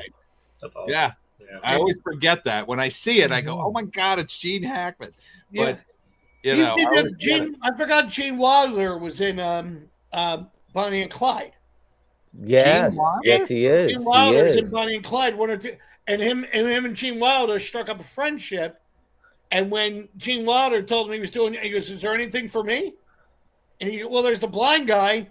And Gene Wilder went to Mel Brooks and said, "Well, Gene Hackman would like to audition for it." And he goes, "What, the guy from Bonnie and Clyde?" And he goes, "French Connection?" And he went, "Yeah, he's in." He didn't even audition. He brought him in to do it. Because he said he would understand comedy if he understands violence that much, which I thought was a strange concept. interesting. Like, if you think about it, it's the exact opposite of the violent nature. I think it's why he does comedy so well. Hold on a second. We got Stuart McQuaid here. He said Marooned. 1968 was a great movie. It also stars Gregory Peck, about three astronauts stranded in space. Kind of a predecessor to Apollo 13. Sounds like Apollo 13, yeah. Cora, I love The Birdcage, and so do I. That's one of the funniest fucking movies funny of all movie. time. That is one of the funniest fucking movies of all time. Also loved him in that movie, Heartbreakers. Okay. Him and Sigourney Weaver, man. All right. Jennifer Love Hewitt. I haven't seen that one. I've seen The Birdcage. Dude, That's fucking right. Gene Hackman is a guy from the tobacco company. He does a bit where he gives a long cough. You will be laughing your ass off at it. When he does one of the things, he goes to say, boom. He's a riot in that movie. I'm surprised no one picked like The French Connection or The Conversation or anything like that. Conversation. Yeah, or me too. Nobody picked Unforgiven. I couldn't believe it. Mhm. I thought somebody would have picked French Connection. That's why I tried to go. The two that I was really kind of going back and forth about, the ones that I wanted to point out, were kind of off Yeah, the same path a here. little bit, off center. Me That's what I too. did. I picked something kind of not obvious. Yeah. Yeah, I think that's what everybody did, and so we all missed the big ticket items. You know? That's- Everybody That's tried- Sure. But I mean, It's all Everybody obscure. wants the big ticket item. It's like ignoring the blonde in the bar and going after the brunette. You know. Which Hey, is a hey, good I like strategy. that. it's Which is there. a We good know she's the hottest strategy. one. But I mean, You know? look, we all know how good the French Connection is and how good he was in Yeah. it. That's what Yeah. he was an Oscar for. So, I mean, no we one, all no know. one picked the Poseidon Adventure. Yeah. And Oh, that well, was no, another, you know, that's I another good apologize. movie, man. Let me apologize to Eric from Hey Internet Eric here. He couldn't be here tonight, but that was his pick, and he asked me to make that note. The Poseidon Adventure was his Hackman selection. I'm sorry Eric couldn't make it tonight. Okay, let me get to my pick. That was well, I went with a bit of comedy. Because I saw this and I own it on DVD because it's not one of those ones you have to watch. You know, you don't need an 85-inch screen to watch it. It's not a big Western or anything like that, and it's not shot in space. But it's just, it's fucking hysterical. I picked him in, let's see, where is it? Ah, there you are. I picked him in The Royal Tenenbaums. There you go. Oh, yeah. bravo. That would have been my other choice. Bravo. She's great now. I She's thought so you were going to good. pull out Get Shorty for a minute there. No. I think that was going to be Ryan's pick, but Ryan couldn't make it tonight either. He had something with his family came up, so that was going to be his pick, I think. But The Royal Tenenbaums is just one of the best movies that's come in a long time. Period, and it's just so human. Where it's about a family, I guess, of like broken geniuses, quote unquote, I guess, around geniuses. And the guy who seems to have done a lot of the breaking is Genr Hackman. By just slowly sort of, I don't even know that he realized that he was doing it. Just by being himself, he sort of deflated everybody's spirits around him. Like if you were his father, you weren't ever going to win any of the games or anything like that, or maybe I think he stole all of Ben Stiller's money when he was a kid and took it to the track or something like that. Or he introduced his daughter as my adopted daughter, Margot Tenenbaum. And so now that he's an old man, he's lonely, of course, because he's alienated his whole family. So he pretends to have stomach cancer to try to get his family back. And it sounds so fucking stupid, but it's a genius piece of movie. And I think it's funny. It was the first time I had seen a Wes Anderson film. I didn't see Rushmore first. I saw this one, and it's got just such a great cast. And you get to see Hackman going at it with all these modern, people, and just fantastic. It's fantastic. I love this movie. It is. It's great. It's a wonderful movie. I think it's Wes Anderson's best movie. Bengoza. I mean, I think the memorable line is he got the cancer. Yeah. Yeah, it was a great. Yeah. Hold on a second. Chorus says, hold on. You either love or hate this movie. Does anybody here hate it? Yep. You hate it, John? No, I know people who have said the thank same goodness. thing to me. I loved it, and people were looking at me like I was crazy. I'm like, you didn't get it? But but then again, that's pretty much with a lot of Wes's movies. You either love it or you.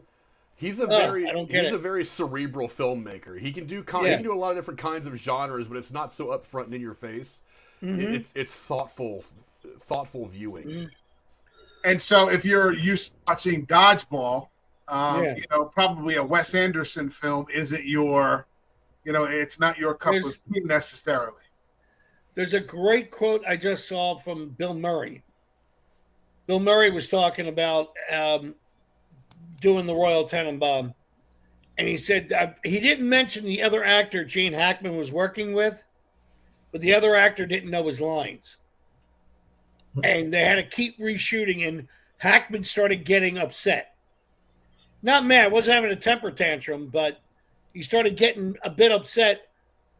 And I walked over to the other actor and said, "Look, back to your trailer and know the script. You don't know it." And as he went walking away, he goes, Gene Hackman put his arm around me and he said, "You know what? It should have been just the two of us. The two of us could do this movie." And he started. Bill Murray's going, "I'll take that. I'd do a movie with Gene Hackman in a minute." And I'm like, "Oh, that would have actually been a very good comedy."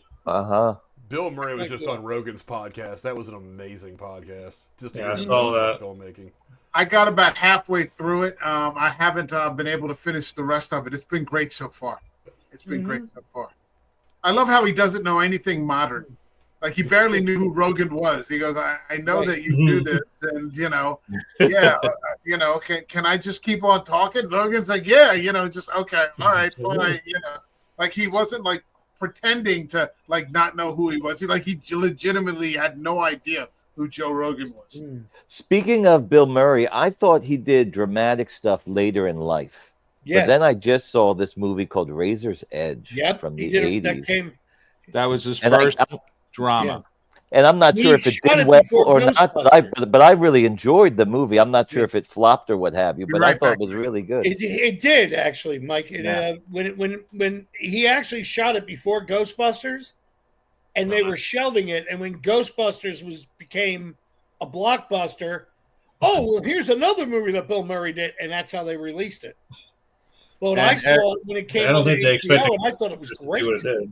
Yeah, everybody kind of went to go see it to see Bill Murray be funny, and obviously it wasn't his comedy. It wasn't a comedy. Not at all. That's why it didn't do well. It was. They released it too soon. They should have sat on it another 5 years or whatever. Mm-hmm. Yeah, but that same character, that Bill Murray dramatic offbeat style, that wound up being really loved later in life with all of his. With a lot he reinvented himself to become the independent actor. Mm-hmm. He really did, and he has the money to do that too. No joke intended. Yeah, he just wanders the earth, Bill Murray, and just shows up at different places. It's true. He's still 100% hippie. That guy. He has his own phone line that people call if he wants to be in a movie. Like that's how you contact him. If you get Bill Murray's number, you could leave him a message, and then he might call you back, I guess. What was want to get Bill Murray for your movie? Get the number. He did that George Clooney movie with Matt Damon about the art people in World War II. Yeah, the Monuments Man. Oh, Monument Man. Oh, yeah. Yeah. And Bill Murray turned around and said, because of all the people that were on the set, he said, I had to bring my A game every day. And they said, what, acting? He said, no, storytelling. We sat around that set and bullshitted a lot about different stories. I brought out stories I hadn't told in years. Dude, somehow he pulled off like a movie like the premise of the film is that like hooking up with Scarlett Johansson was like a real possibility. Right. Like you're like, how the fuck is this happening? But it's believable. It's believable. You're like, what the fuck am I watching? Like, this is the greatest thing ever. Fantastic actor. And then he got shot by Jesse Eisenberg in a zombie apocalypse, which really sucks. Yeah. What do you got? Yeah. That's a hell of a way to go out. That's one of the funniest bits of that movie, too. You know what other movie we didn't bring up today? What? Anybody here see Hoosiers? Oh, yeah, baby. Sure. Oh, baby. Yeah. Hold on. We had somebody mentioned that in the chat earlier, and I brought it up. Hold on. There was a guy who said he had a small part in it. Yeah, somebody was in here said he has a small part. Part in Hoosiers. I saw it pop up. Larry Tate. Tate stopped in. Thanks for stopping in, Larry. I'm sorry if we didn't get to this until now. Thank you for honoring Mr. Hackman. I had a small part in the movie Hoosiers. It was a great movie. Yeah. I remember seeing that going, oh my God, how did this, not get more attention than it did? It was a really good film. That's another thing about Hackman, though. He didn't do that many blockbusters. Yeah. Like Superman's. What do you think the biggest movie is that he did? I mean, in terms of, is it Superman? Is it Unforgiven? I mean, it's just It depends on the money. I think it depends on how you're going to rate it. You're going to rate it on awards that it received, or money that was made, or No, I just mean or just big sheer recognition. Like blockbuster. everyone Yeah. knows Superman. It's like you immediately think, oh yeah, Gene Hackman was Lex Luthor. That's Yeah. probably your most common one that people would jump to. So like the most identifiable one is probably Superman. I remember Dennis Hopper, going back to Hoosiers for a second, saying one of the weirdest things when he did that movie, or after that movie, kids are walking up to him, little kids were asking for his autograph, and he didn't realize it was because of Hoosiers. He goes, oh wait, that was the first G-rated or PG-rated movie I did that kids could watch, type deal. So that type of movie, there's a lot of people, when I would mention that to actors or people, they all of a sudden go, oh, and they sit back and they start talking about the movie. It's like that to me is a big successful movie, a blockbuster that stood the test of time. Hold on, Cora says that Gene Hackman's highest grossing film is Superman, 78. I'm actually looking at the numbers.com right now, looking at all of his movies, and Superman, The Firm, Enemy of the State are the top three. Yeah. Okay. Yeah. There's the one, I know people who will say Crimson Tide's the one that's the biggest one, a blockbuster. It's a good movie. And the people that are in it too. It's not just him and Denzel Washington, but it's Viggo Mortensen. There's a bunch of people in that movie. James Gandolfini's in it. And, before he did Sopranos. Yeah.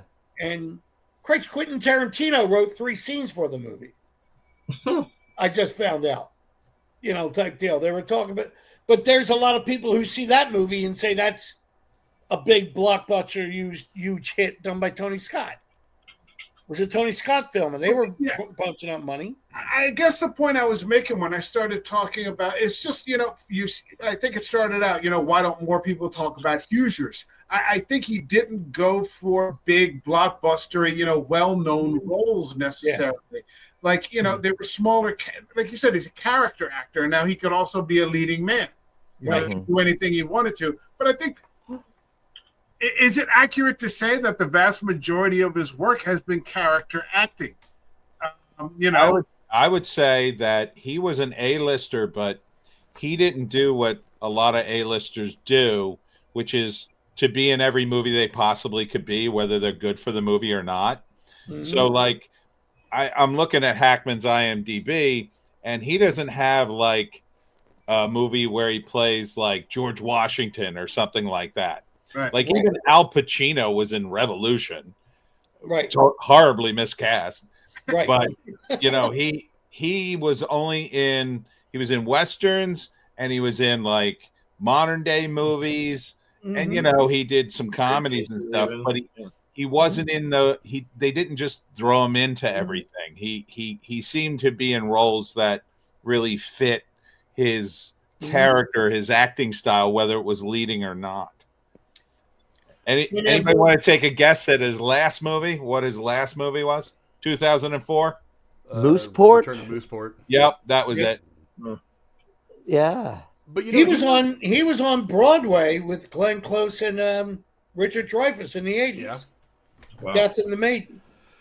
Which they made a movie and none of them were in the movie. But, it was Richard Dreyfuss, him, and Glenn Close on stage. Yeah, there are some actors that are not in it for the money. They're in it because they're auteurs, they're artists. Yeah. It's the being the part of telling that story. Right. Like I'm sure that if Gene Hackman would have wanted to get into, I mean, he wasn't acting when the MCU was a thing, but if there was something that big that was happening, somebody at Gene Hackman's stature would just have to say, "Hey, get me in touch with whoever's in charge of casting this. I want to talk to somebody," and they would be like, "We're gonna find something for you." if we have you write a new role just to have you in the movie for 20 minutes, we're gonna do it because you are that good. You are the name that brings people, that brings a gravitas to the movie. Before Jack Nicholson got the part of Colonel Jessup in A Few Good Men, they offered it to Gene Hackman. Oh yeah, sure. Hackman said he was getting ready to go shoot Unforgiven. He couldn't be in it. That would have been interesting. But that would have been, as I thought too, that would have been an interesting, And you can see sort of the caliber there, right? It's Jack. I was just thinking, like, compare Gene Hackman. Yeah. Man. That would have been interesting. Another one that we didn't talk about that Tex was going to pick was The Replacements. That was Oh, there you go. I like that movie. That was I such mean, a fun silly, movie. but I like it. It was yeah, fun. that was Tex's pick. So shout out to Tex who couldn't make it, but that was the film he gave up for that one. I need That's somebody right, with Tex. some. That's I need Sam Raimi somebody. from you. Hold on a second. Hold on. I need somebody with some of these AI skills that are doing this crazy shit on computers right now Wait. to put Gene Hackman in that scene where he's like, Oh, "You can't handle the yeah. truth." Give me that like 30 seconds of back and forth. With I want to Tom see him Cruise. scream. You can't handle the Somebody Yeah. put your AI skills to use and do that. That would Yeah. that would probably melt a good portion of the internet. If we Yes. talked about The Replacements, I was putting this hat on. That's how much I was waiting for that movie. Nice. That was He was another also- movie I saw it. I'm going, this is really funny. The original idea for this stream was to cover one Gene Hackman movie, and nobody mentioned this either. The movie I was going to cover was No Way Out. There you go. With Kevin Costner, where he plays Hackman plays the Secretary of Defense, who's a Soviet mole, and that's on Tubi. Yes. It's fantastic movie. Yes. And the twist at the end, you're The like, end is amazing. holy shit! It's Kevin Costner, Gene Hackman, and Sean Young, who we never hear from anymore. Just a fantastic film. It's just a never-ending list of like all the stuff he's given us over the decades. When he did No Way Out, Mike, when he did No Way Out, when he went to do Wyatt Earp, Kevin Costner called Gene Hackman's number and he said, "Gene, it's Kevin. I'm doing Wyatt Earp. I need you to play my dad. Are you interested?" And he said it was the old days of the answering machine. He goes, "Hi, it's Kevin. I'm doing Wyatt Earp. I need you to play my dad." And he said the phone picked up and goes, "Okay, where?" It was, because he liked working with him. Yeah. Another one was one of the greatest war movies of all time, A Bridge Too Far. Yep. Oh. Yep. What was the other one? There was wait a minute, I wrote it down too because I forgot all. I Never Sang for My Father was the second movie he did where he was nominated for an Academy Award in 1972. Okay. And it's a heavy drama about a father and a son where the father's actually getting sicker and sicker. And Gene Hackman was nominated for a supporting actor in it. He should have been nominated for the leading actor. He had the bigger part and had the heavy lifting. But it's a brilliant film, even by today's standards. Okay. Hell, so is The French Connection. They were doing innovative stuff for that movie. Right. And he was involved in it. Yeah. Another thing about Hackman, like he easily went from villain to leading man to supporting actor. Like a lot of big guys today, and you'll notice like late in Bruce Willis' career, he started to play villains just towards the end. Stallone just played a villain. Like all these older actors, they're leading guys for most of their careers, and then Hollywood has no use for him anymore, other than we need somebody with gravitas to play a villain in something. Whereas Hackman, all the way up until the end, was going back and forth. He could do it all. Right. Exactly. Interesting. How have we not mentioned Young Frankenstein? No, we did. I It think you were out. was. Really? Yeah. Yeah. Okay. All right. While I was gone. Okay. All right. And it was more of a cameo. We but actually I mean, waited still- for you to leave, Mike. Still, I yeah. believe it. That I believe. Yeah. Okay. It was also one scene. I saw somebody talking about it. They said people kind of look over Young Frankenstein because of all the other. He's in one scene, and I turned around and said, "Yeah, but it's a hell of a scene."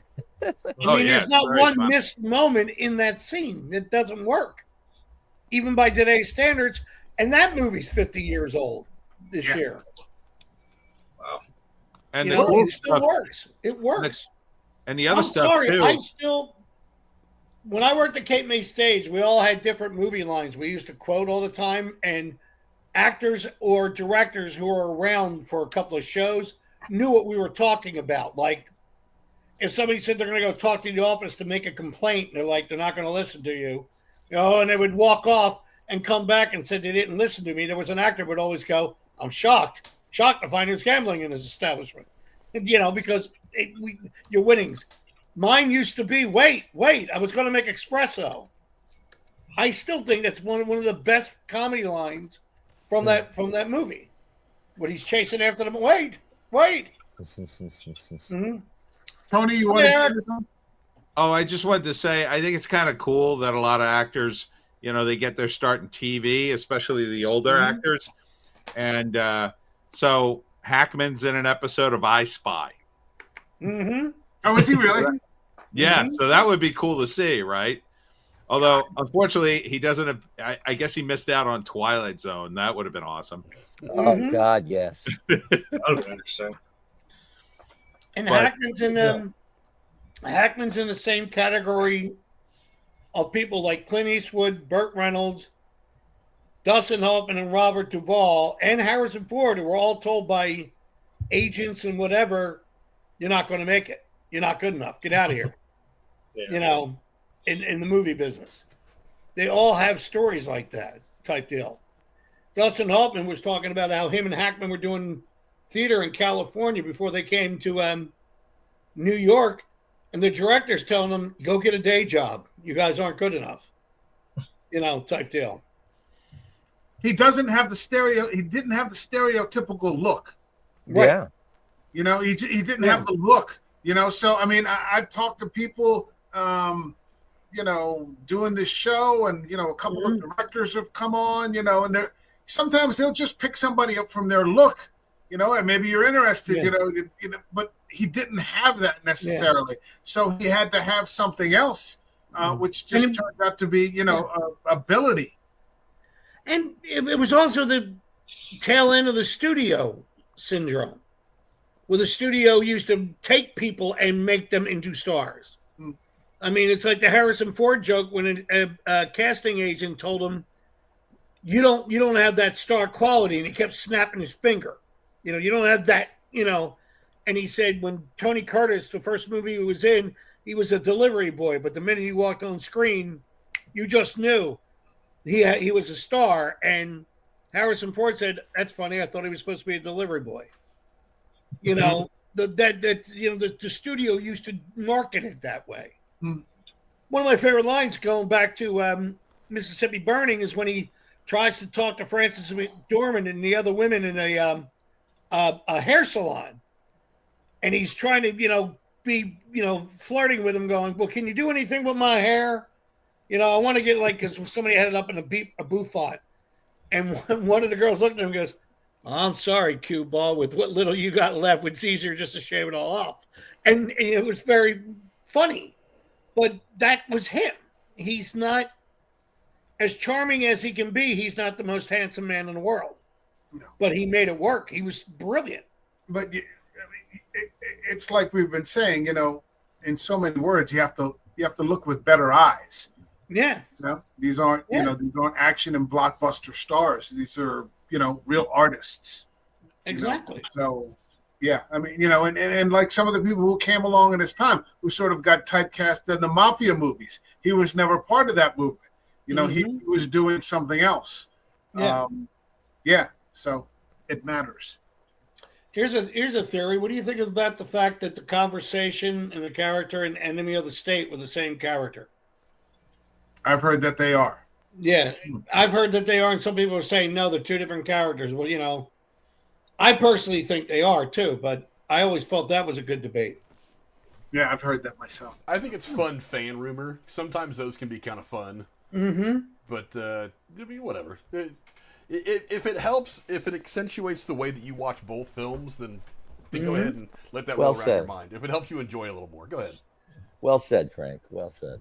But looking at Hackman's IMDb, he has one executive producer credit. Want to take a guess which movie? Mooseport. Nope. Tenenbaums. It's one of the ones we mentioned, one of the movies we talked about. I imagine it's something in the later part of his career. Yes. I'm trying not to look. It would be Under Suspicion. Whoa, my movie. There you go. Wow. There you go. Well, There's only- he was pushing 70 at the time. Well, he was 70, I think, in 2000. Yeah. His only EP credit, and he gets an uncredited for stunts in a movie. French Connection. That's correct. Yeah. Because I think he did the driving scene. and, Yeah, like, he did the driving scene. he actually did it to a large extent. We should have turned this into a trivia. Gene Hackman trivia. Should have had Yeah. It would be challenging. throw a PlayStation 5 in there for the lucky winner today. There you go. Ooh, PS5. let's do this. You make me try. There you go. Yeah. Hey, look at that. It's right here. Please help out Frank so he can actually join me in the 21st century on a PS5. Yeah, I know. I'm still rocking the Wait, PS4. So let me ask you guys a question. The long running, it's common knowledge that he was offered the role of Mike Brady for the Brady Bunch. He, as I've read it, he had either was going to accept or had accepted, but his agent told him to hold out for a better opportunity. How do you think that would have affected his career early on if he would have taken that and committed himself to what ended up being a 7-year run on Brady Bunch, however long that show ran, 7-8 years, I forget exactly how many. How do you think that would have affected his career prospects had he gotten involved in that show and stuck with it for the entire run? That would have been a very different show, first off. The Brady Boys would have had balls. Yeah. All right. You get That raised show by would have been Popeye an- Doyle, you're going to be different. You know. And I'd give it 2 years before Mike Brady was in a car accident. You know, Probably. because I don't think Gene Hackman would have been able to dealt with that after 2 seasons. I think it would have turned into a different show. I think the show would have centered more around him and I his think so. wacky antics, because I think they would have given him a lot to do as the dad, because he was so funny, you know? Exactly. It probably would have thrust him into different roles after the show. Maybe. I mean, look what happened to Robert Reed. Absolutely nothing. So it might have been the extinguisher of his career, like a sort of one and done kind of thing. You're typecast as the dad. We don't see you as anything else. No, you're not going to play Popeye Doyle. Sorry. Right. Mm-hmm. He could have been stuck. He could have been stuck being a guest star on the Love Boat for the rest of his career. He could have Exactly. been the voice of Charlie on Charlie's Angels. He could have. What was that? The Hollywood Squares. Yeah. He would have been on like Hollywood Oh, Squares. come on, I would pay money to see him as the center square. It's like right in the I'm center. sorry, in a heartbeat. But you know what? Like you look at that, but you look at a guy like Bryan Cranston, who was on Malcolm in the Middle, and now has a big career, bigger career, I'll say. And it's like, maybe it's just what you do, your talent and how hard you push, I mean, Bryan Cranston was on a couple episodes of Seinfeld too. Yeah. Yeah. Yeah. A lot of it is He was the anti-dentite or the guy who coined that Anti-dentite. phrase. a lot of it is luck. A lot of it is providence. I mean, it's just there's no way really to predict. But I actually don't like the idea of him being Mike Brady. I think he would have been typecast, and that would have put the kibosh on him. But we have talked a lot about his range as an actor over the course of all these movies. So I think that if anybody could have done a couple seasons as Mike Brady, this wholesome, average American suburban dad, that he could have then gone and played Popeye Doyle and then come back for season 3 or whatever at that time and played Mike Brady and then gone and done something else into the 80s and had his career. I would even bet you. Luthor. I would even bet you he could play Mike Brady and still be in the Poseidon Adventure, because there was a lot of television or older actors that were doing these disaster films. They were affectionately referred to. Like I could see. But back then, television was considered kind of lowbrow. Yeah. And if you were on TV, it meant you weren't on movies. Right. And once you made the jump to movies, you didn't want to go back to TV. Yeah. Right. And that was the problem with, say, like William Shatner. William Shatner for a long time got typecast as Captain Kirk and kind of couldn't get work. He really couldn't get too much work after that until, years later when he was doing like TJ Hooker. And TJ Hooker is a wildly underrated television show that people should watch. There's an episode with Leonard Nimoy. Damn right. Right. It's amazing. Hey, one of my favorite movies is with Eddie Murphy and Robert De Niro.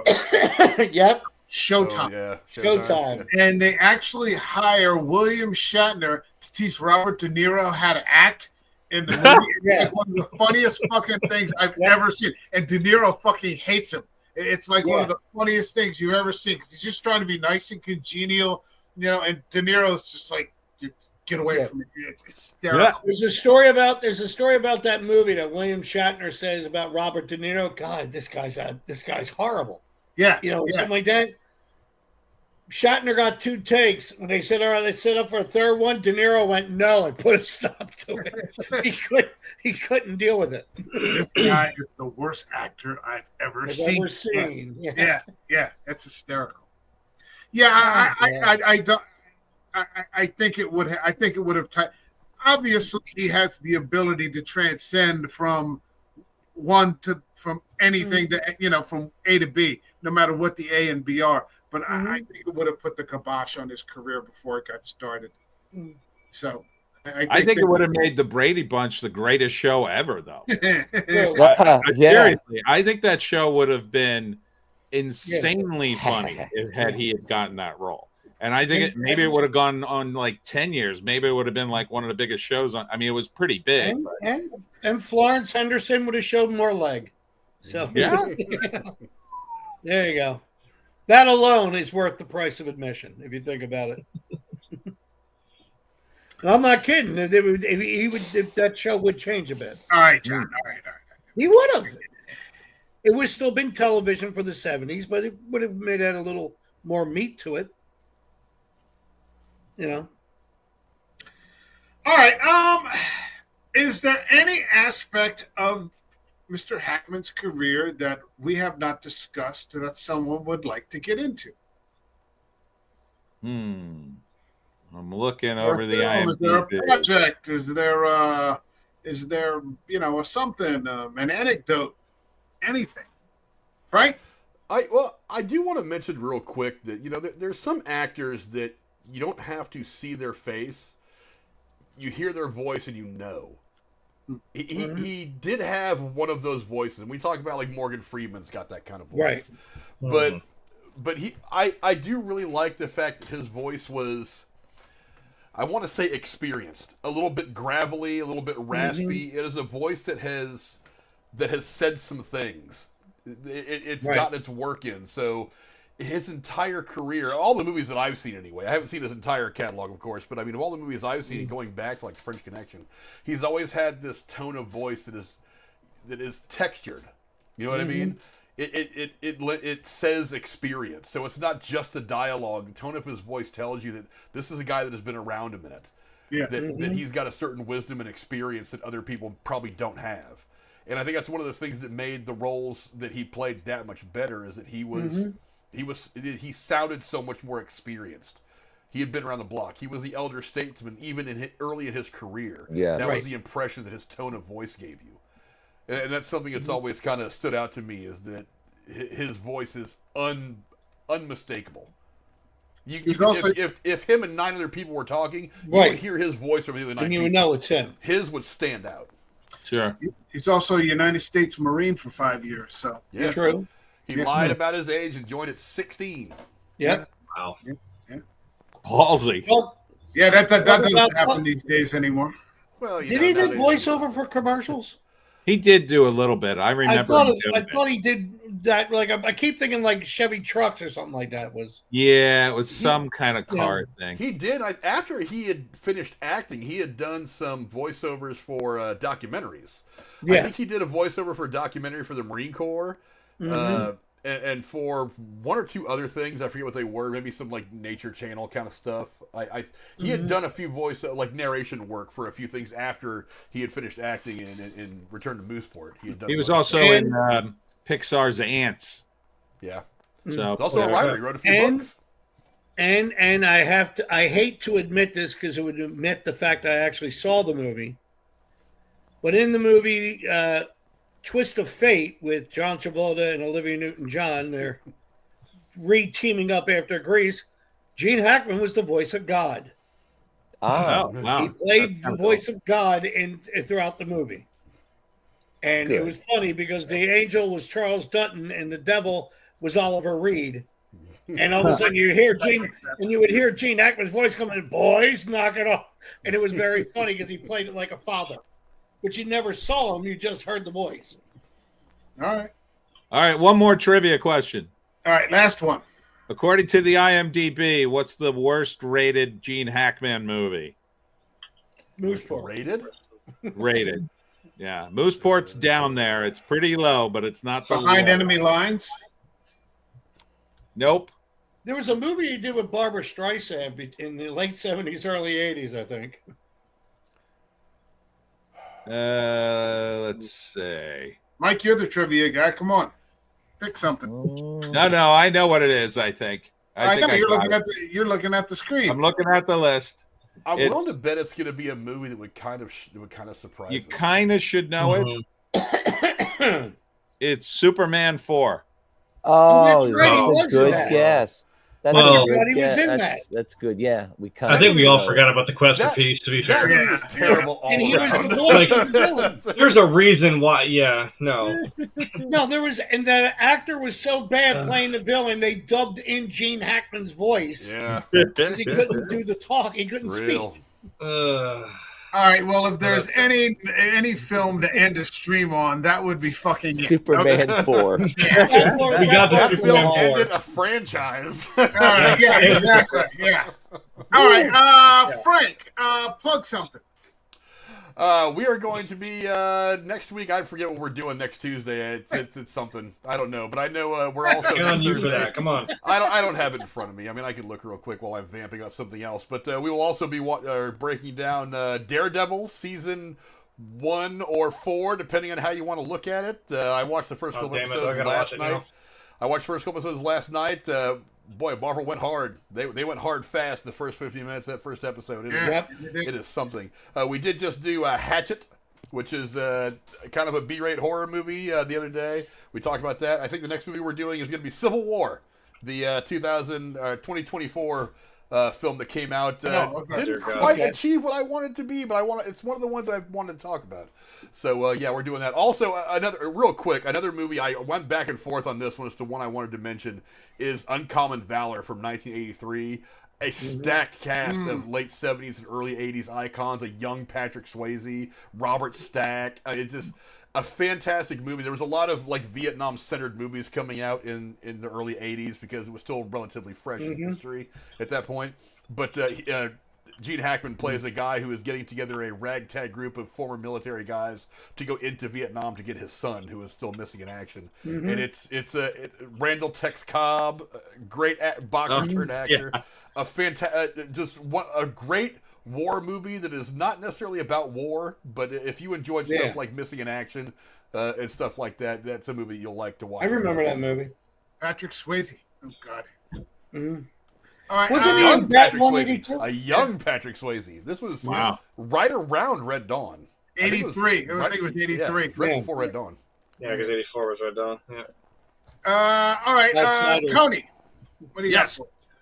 Well, I got a new book out. Next Piney's book came out. It's book 17, 76 Piney. Get it? 1776. So in this book, the Pineys get sent back in time to the American Revolution, where a devil has caused all sorts of chaos and is going to destroy America before it is born. And the Pineys have to save America. And they team up with Ben Franklin, George Washington, Thomas Jefferson, and Betsy Ross. There you go. So it's a lot of fun. Check that out. And I will be doing a signing this weekend It's Gator Weekend at One More Bar and Whoa. Grill. Hey, Yeah. now. And it's a good bar. If you haven't been there, it's out on 206 in Chemung. So I'll be there Friday and Saturday. And then Sunday, I'll be at Lines on the Pines at Stockton College. This is everything Pine Barrens at this con. This is Piney Con. They have it every year, Lines on the Pines. And it is an awesome show. And then I'll see you for my live stream on Sunday at probably 8 because it's my birthday. And I'm going out to dinner. Hey, happy birthday. Happy birthday, Tony. Happy birthday. Let me ask you real quick. Do spend 30 seconds so everybody here understands what you do, like in terms of the Pineys and the history of South Jersey. Oh, sure. So I do a book called The Pineys. It's about a family of hunters that hunt the kin of the Jersey Devil. So it's a cast of characters, and book 17 just came out. So it's like a book series. Every book's like an episode of a TV show. And each book sort of delves into South Jersey folklore and history out of the Pine Barrens. So the reason Betsy Ross is in the book I just mentioned is she was from South Jersey. So she was a South Jersey girl. So everything South Jersey is in my series. There's all sorts of legends and ghosts. Last book had the Acco ghost. If you've never heard that legend, and he haunts Burnt Mill Road. And if you go there at night, flash your headlights 3 times and put your car keys on the roof, he appears. Frank, So don't do it, okay?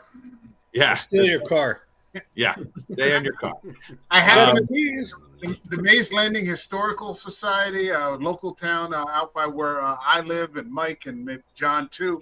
And Tony, of course, was presenting, and they had this thing, The Hunt for the Jersey Devil, with Tony. And so I went to see it, and I introduced myself afterwards, and we ended up chatting a little bit. And, you know, we've had him on the show There you for go. a time. So he's, if you get a chance out there, check out what he has to say.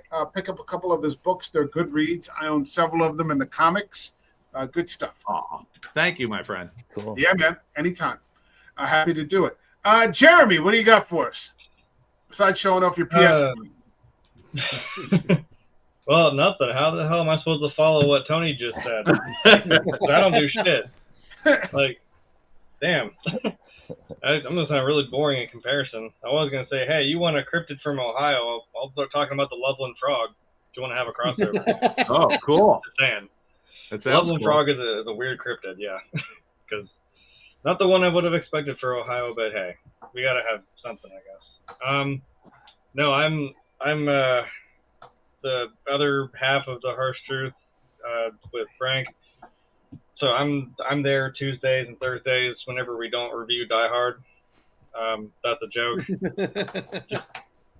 It's a whole thing if you watch our stuff, because I refuse to get into an argument about whether or not it's a Christmas movie because it's not. It's not a worthwhile conversation. Just the first one. Just the first one. But Die Hard 2 is.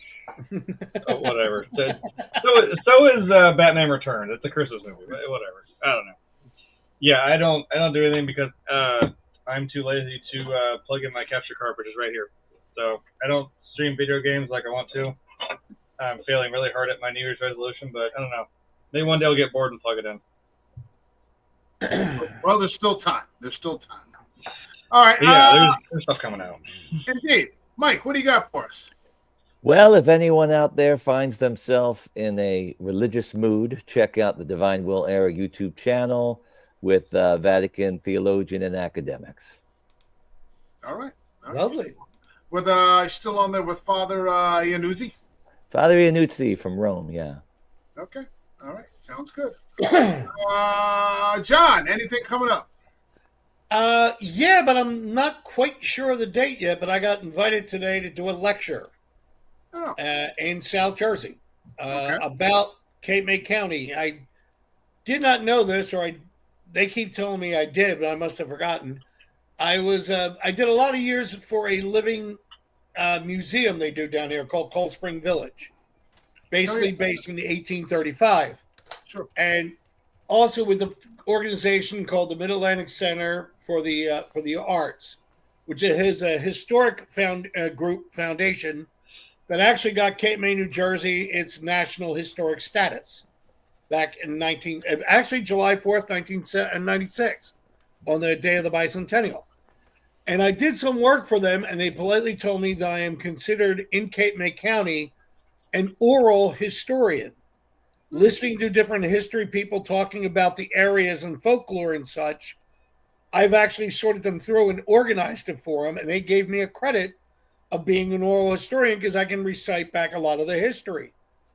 Well, the owners of Cold Spring Village got in touch with me and said they're doing these fireside story or history tellings.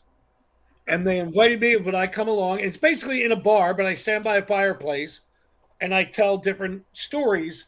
And they want to know if I want to do thing of local folklore in the area about pirates and ghosts and different people that from 1695 up until roughly about the 1930s in the bootlegging down here.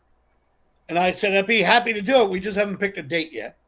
Okay. So, but it's going to be one of those things where we'll be actually giving a little bit of history, encouraging people to have a drink, and support arts and culture and the history down here in Cape May County. Don't drink. Great. All right, that sounds. I don't drink. I'm the one that has to stay sober. No, not you. I'm talking about everybody else. Oh, all right. Then I'm going to get hammered. Yeah, Suddenly, history gets interesting. yeah, exactly. All right, for this channel, Tuesday we had a stream on here for Mike Flanagan's Hush. As I said in the start of that particular stream, I hate slasher films, mostly because they're stupid, or they continue to make sequels until they become stupid. But that is the rare exception, and it's one and done. It's 72 minutes. So we got to stream in on that. Tomorrow, I don't know if I'm going to do a follow-up on this. I don't know if there are any WWE fans out there. I'm going to my first ever SmackDown. SmackDown's coming to Philadelphia and hot off the Elimination Chamber PLE. That's going to be interesting. We don't know who's going to be there. They haven't announced yet. Could be The Rock, could be John Cena, could be Cody Rhodes with the heel turn. So I'll probably do a stream about that. I'm also now doing every weekend a box office numbers, weekend projections. So we'll see what's going on with that, and I'll probably try to catch at least one movie in the cinema houses. I'm thinking either Queen of the Ring, which is about the first female wrestler, I think, to break over $1 million, and sort of paved the way for a lot of the other women that came after her. Or there's a fantastic horror movie out there that I showed the trailer for in Tuesday's stream with John Lithgow and Jeremy Rush playing John Lithgow's a psychopath in a geriatric home. That looks good. That looks very good. It looks terrifying. It looks terrifying. And Lithgow is always terrifying. So that's what's going on with American Werewolf. All right. Are you wrestling? What? Are you stepping in the ring? I hadn't planned on it, but okay. You never know how things are. Friday night in Philly, you never know. My thanks to Frank from The Harsh Truth. My thanks to Tony DiGirolamo. My thanks from Jeremy, Grim Tuesday 23, Mike from Divine Will Era, and John K. Alvarez.